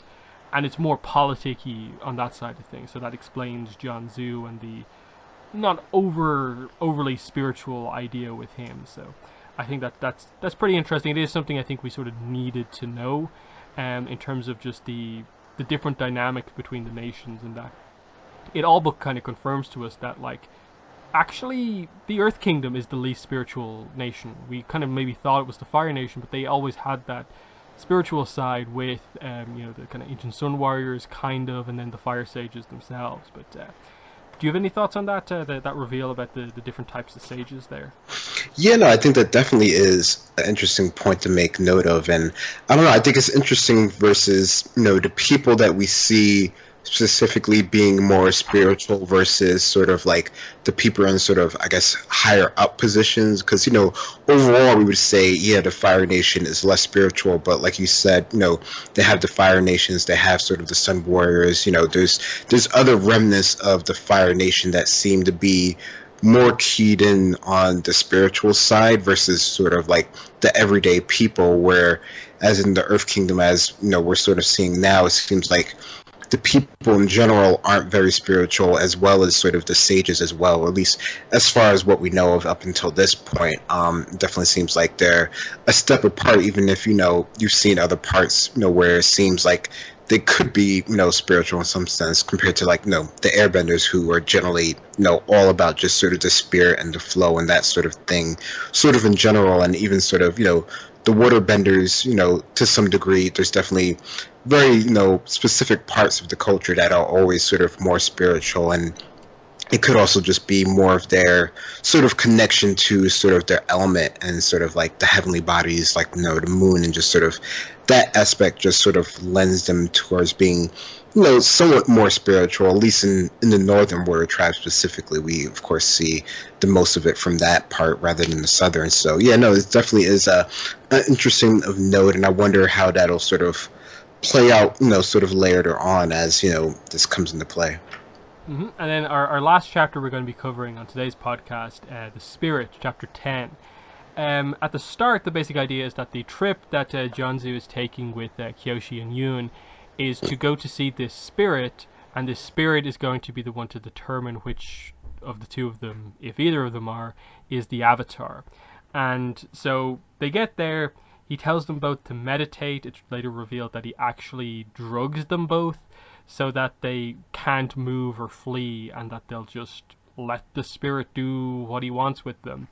This spirit is called a Father Glowworm, and it seems to be a thing where, like, the two of them know each other. The spirit calls Jianzhu Architect, specifically as a title, and that specifically noted that they've known each other for a long time, and the idea is that he asked the question, which of these is the avatar? The spirit gives it a bit of a question, gives a response, and it mentions Ko, specifically saying, that chatty little upstart Ko. Now every human thinks they can march up to the oldest and wisest of us and demand answers. I thought you had more respect, Architect. So, you know, getting across the idea that, yeah, Ko is purposefully meant to be this actually very young spirit, and we know that because, of course, he has a mother. Mother of Faces is his mother, and so Ko is actually very young and is sort of going against what most of the other spirits do by, you know, asking questions, answering questions of humans and stuff like that. So that's actually a pretty interesting little thing. But the idea is that they don't make it overly clear what spirit this is. It's like a green luminous eye inside the mountain, and then it has this sort of green, sort of like swamp-like goo that comes out. So it's kind of like a wasteland type monster, and the idea is that the spirit has to check their blood to determine if they're the avatar or not. So this is where the fact that they were drugged comes in. Yoon just gets kind of completely taken, and like blood is taken from his back, blood is taken from Kyoshi's ankle, and it's revealed by the spirit right here that it's this one, the girl, she's the avatar. And then everything just happens so quickly in the last couple of pages here. Kyoshi and Yoon both have to deal with the fact that they've both basically been like paralyzed by this poison. Kyoshi has to deal with the fact that she's just seen Yoon discover that for sure he's not the avatar, and this whole kind of life changing basically forever. And then this is when I suppose the deal to answer this question comes up of like, it was always going to be the case that one of these spirits, the spirit was going to take one of them and basically consume them or do something with them. And this is where Yoon is just taken and assumed dead at this point, of just like he's taken in. Kyoshi goes crazy. She actually breathes fire at this point, so she uses fire for the first time. And she basically starts to fight Jianzhu because he's just sacrificed Yoon to get this decision. And it's revealed, of course, that there's a supreme gulf in class between them. Jianzhu's a master earthbender. Kyoshi isn't even trained for the most part in bending, so she's just chucking rocks at him, basically. He's dodging every single time. He doesn't seem to particularly care that Yoon is gone now. And the idea is just that he completely dominates Kyoshi, and she's only saved by the fact that Kelsang, who was injured in the previous battle, arrives back to defend her. And this is where they have their fight pretty much, and it's really quick. It's just like last page basically. He rushes in to defend Kyoshi. He tries to kind of blow him away with a really big, wide-ranging airbending attack, but Jianzhu, it says here, but they weren't fighting the same fight. Kelsang meant to blast his friend away, to knock the madness out of him, to overwhelm him with the least amount of harm done in the way of all air nomads. Jianzhu shaved off a razor of flint, no longer than an inch, sharp and thin enough to pass through the wind without resistance, and slice at wherever his victim was exposed and vulnerable. A spurt of blood came from the side of Kelsang's neck, from a finger-length cut so clean and precise it was almost elegant. Jianzhu's expression flickered with a sadness that was deeper and truer than what he'd given to Yoon as he watched his friend fall. Kelsang collapsed to the ground, his head bouncing lifelessly off the hard-packed earth. Those were the last things Kyoshi saw before the white glow behind her eyes took over her entire being. And that's the end of the chapter. Definitely, I think, a real turning point in the story. That's why I thought this was the right point to sort of change things, and that this is the turning point in terms of Jianzhu is not going to be able to train Kyoshi because she won't agree to it. So he doesn't have the avatar really anymore. She is completely against him. We'll see what the aftermath of this is in the next podcast, of course. But just crazy that he killed his best friend, basically. I didn't expect Kelsang to be killed like that. I didn't expect Yoon to be killed like that in such a kind of unexpected way by the spirit taking him, and then especially how it wasn't even a fight. It was just they went to engage each other and just Jianzhu kind of killed him in one go. It feels sort of very Long Feng in that sense, with just that one calculated strike, but a different type of strike of like countering airbending by like firing like a small like aerodynamic thing through it. So I thought it was really cool, as brutal as it was. But what are your thoughts on this kind of dramatic chapter?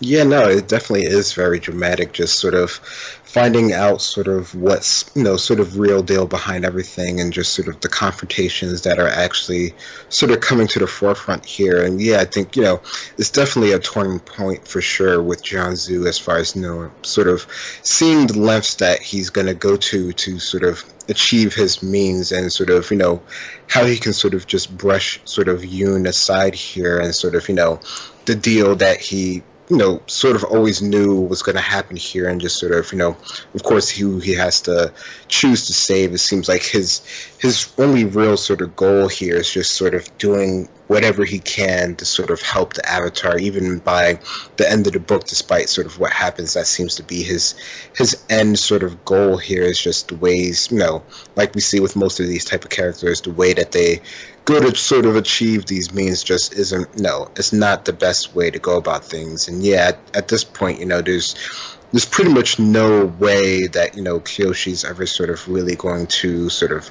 want to be in line with him, and the fallout of that will be in the next sort of chapters to come here. But just the fact that seeing Kelsang really sort of meet his demise here, and to see Kyoshi's reaction, whereas it's clearly obvious her going into the full state here and not sort of being able to control it at all, of course, but just seeing how that all sort of goes down here is definitely a big point in the book and the story. And what did you make specifically of the spirit here, Father Glowworm, and the way he was described, and the kind of dealings with him in terms of like the blood, and that there was clearly some bargain was made beforehand and stuff like that?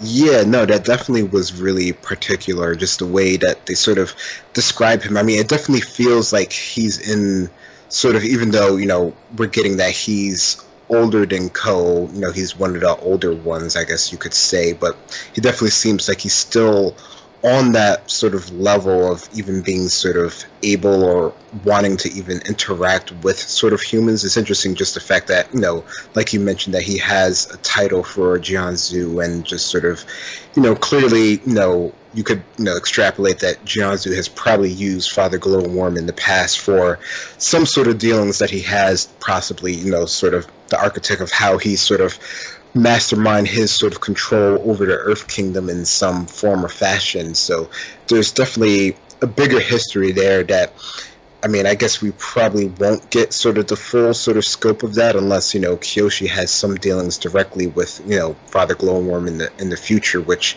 I doubt she would want to, considering everything that she's gone through. So that may be one of those things that we sort of learn something new but never really sort of get answered, because it's just not something that they're going to cover. But I think it's definitely interesting, and just the way that they sort of describe him in general, I think it's pretty particular. I mean, it's one of those things where you wish you had sort of like someone's interpretation of it, which I'm sure someone will do somewhere if it hasn't been done already. But I think that's definitely interesting whenever we get sort of a new spirit in the mix, and to see how they sort of interact with humans and sort of what that could mean in the future going forward. But considering what happens later on by the end of the book, I wonder maybe if we will get some more interactions with Father Glowworm.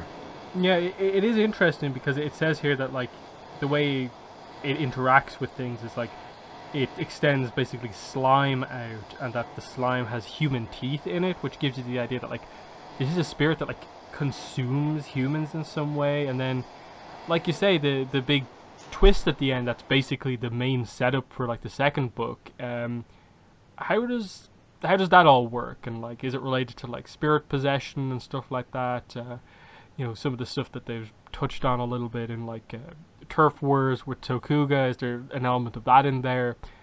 They're sort of the big questions, but it is a interesting kind of that your first big massive moment in the book is with this spirit, the death of one of the main characters, and the point at which you can't really go back from now. It's sort of all set in place now. The stability in a way of the story is gone, that Kyoshi's going to have to go now, because Jianzhu, the big thing we know with Jianzhu is that he has friends in all the high places. Like he knows everyone, he has connections everywhere. So Kyoshi is the Avatar, it's confirmed now. She has to be the Avatar again, but now she has this sort of vendetta. She wants to get her revenge on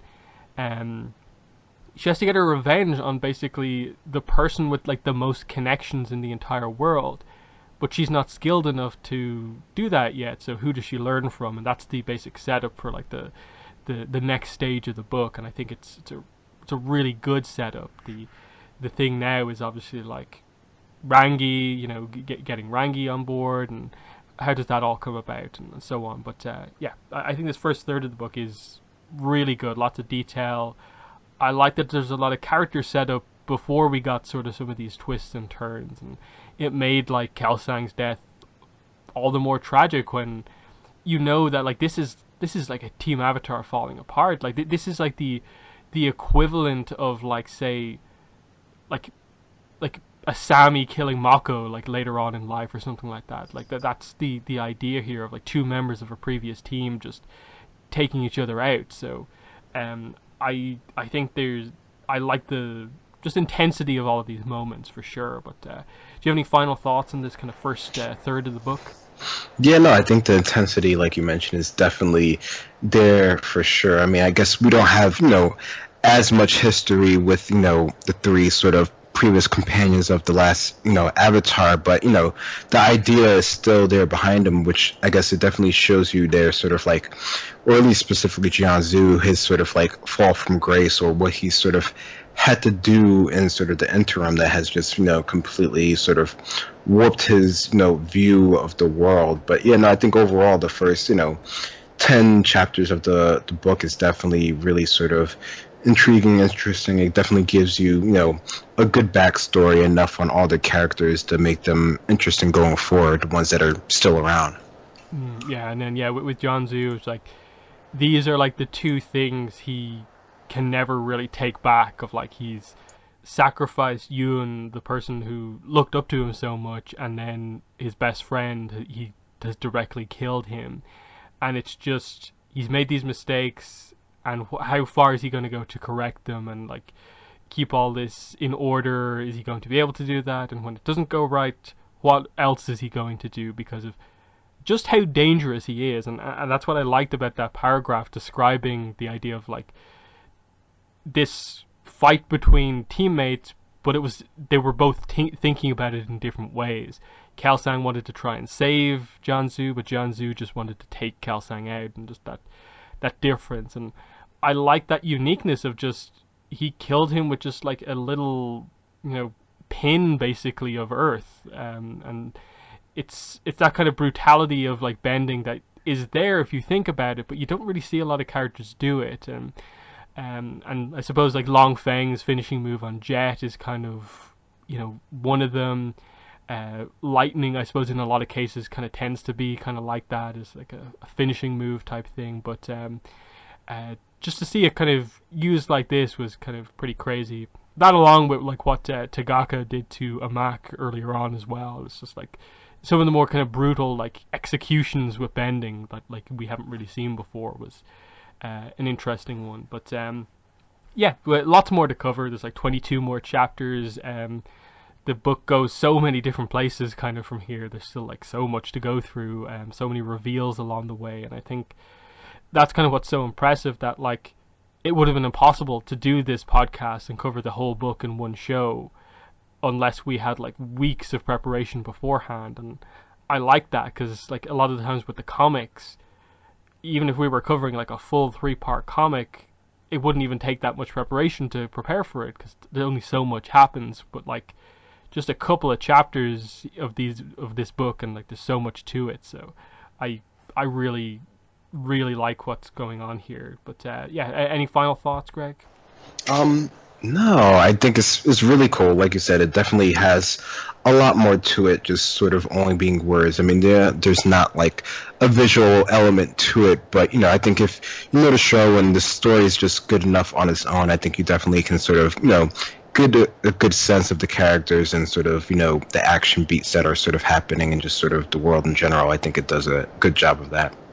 Yeah, and I think like a few people have said already, given that the book is out now, I really want them to do an audiobook of this. Now, having actually read the whole thing, like I'd love to see a well done audiobook made out of this, and see those voices, and it just be told in that way.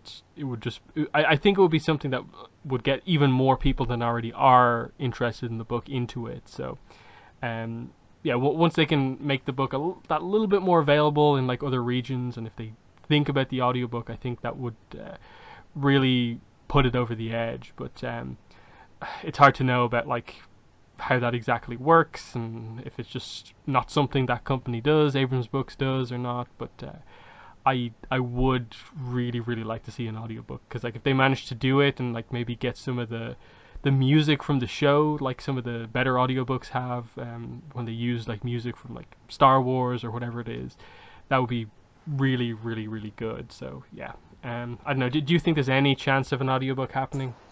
I don't know. That would be. I think it's definitely something that would be really cool. I mean, I wonder if just like sort of like your plain typical audiobook would be sort of enough. I think it would be cool to have it just for accessibility purposes. I think that's, always something that's really cool to have, especially for anything that's like fairly sort of popular, or I don't know, maybe it's something that, someone specifically can sort of request and they'll sort of do it. I don't know. I wonder about the lengths that they would go to actually making it, if they would do sort of like the full-on sort of like more production heavy sort of book reads, where they do have, like you mentioned, like they'll have like the music in the beginning of the chapters, or sometimes they'll have multiple people voice different characters. Like it'd be cool if like they could get Kyoshi's voice actor in it to do it at some points, or a character that sounds like a younger version of her. That would be something that would be really cool, that I think especially fans would really sort of appreciate. But I don't know. I don't really know the company enough in order to see what they would do with this sort of type of book, or if it's even something that could be done with all the copyright stuff that's behind just this series in general. Yeah, like you do sort of wonder, given that it is the first novel, like have they maybe held back just a little bit in terms of like they know they have something that's popular, it's going to do good, but just how good is it going to do? And then maybe they might commit with the second book and beyond potentially to doing more, because that's what I've seen a lot of people say in the aftermath of this. It's just that, yeah, they should immediately get on organizing other book series, like not just Kyoshi, but like other characters. Just novel format works for Avatar with the depth of world that there is here, and like I think the need for like little bits of details along the way like this, that I think this would work in so many situations for sure. But yeah, that's it, and yeah, we'll be back probably next week with the next 10-11 chapters, and then there'll probably be another podcast after that for the remaining 11 or so chapters. And yeah, that'll be our coverage for the Rise of Kyoshi. And yeah, I assume for next time as well, we'll probably have, if there is any San Diego Comic-Con news and so on, we'll cover that as well. But for now, that's been our first part of the Rise of Kyoshi discussion. It's been myself and Greg. Thanks for listening, and bye. Bye-bye.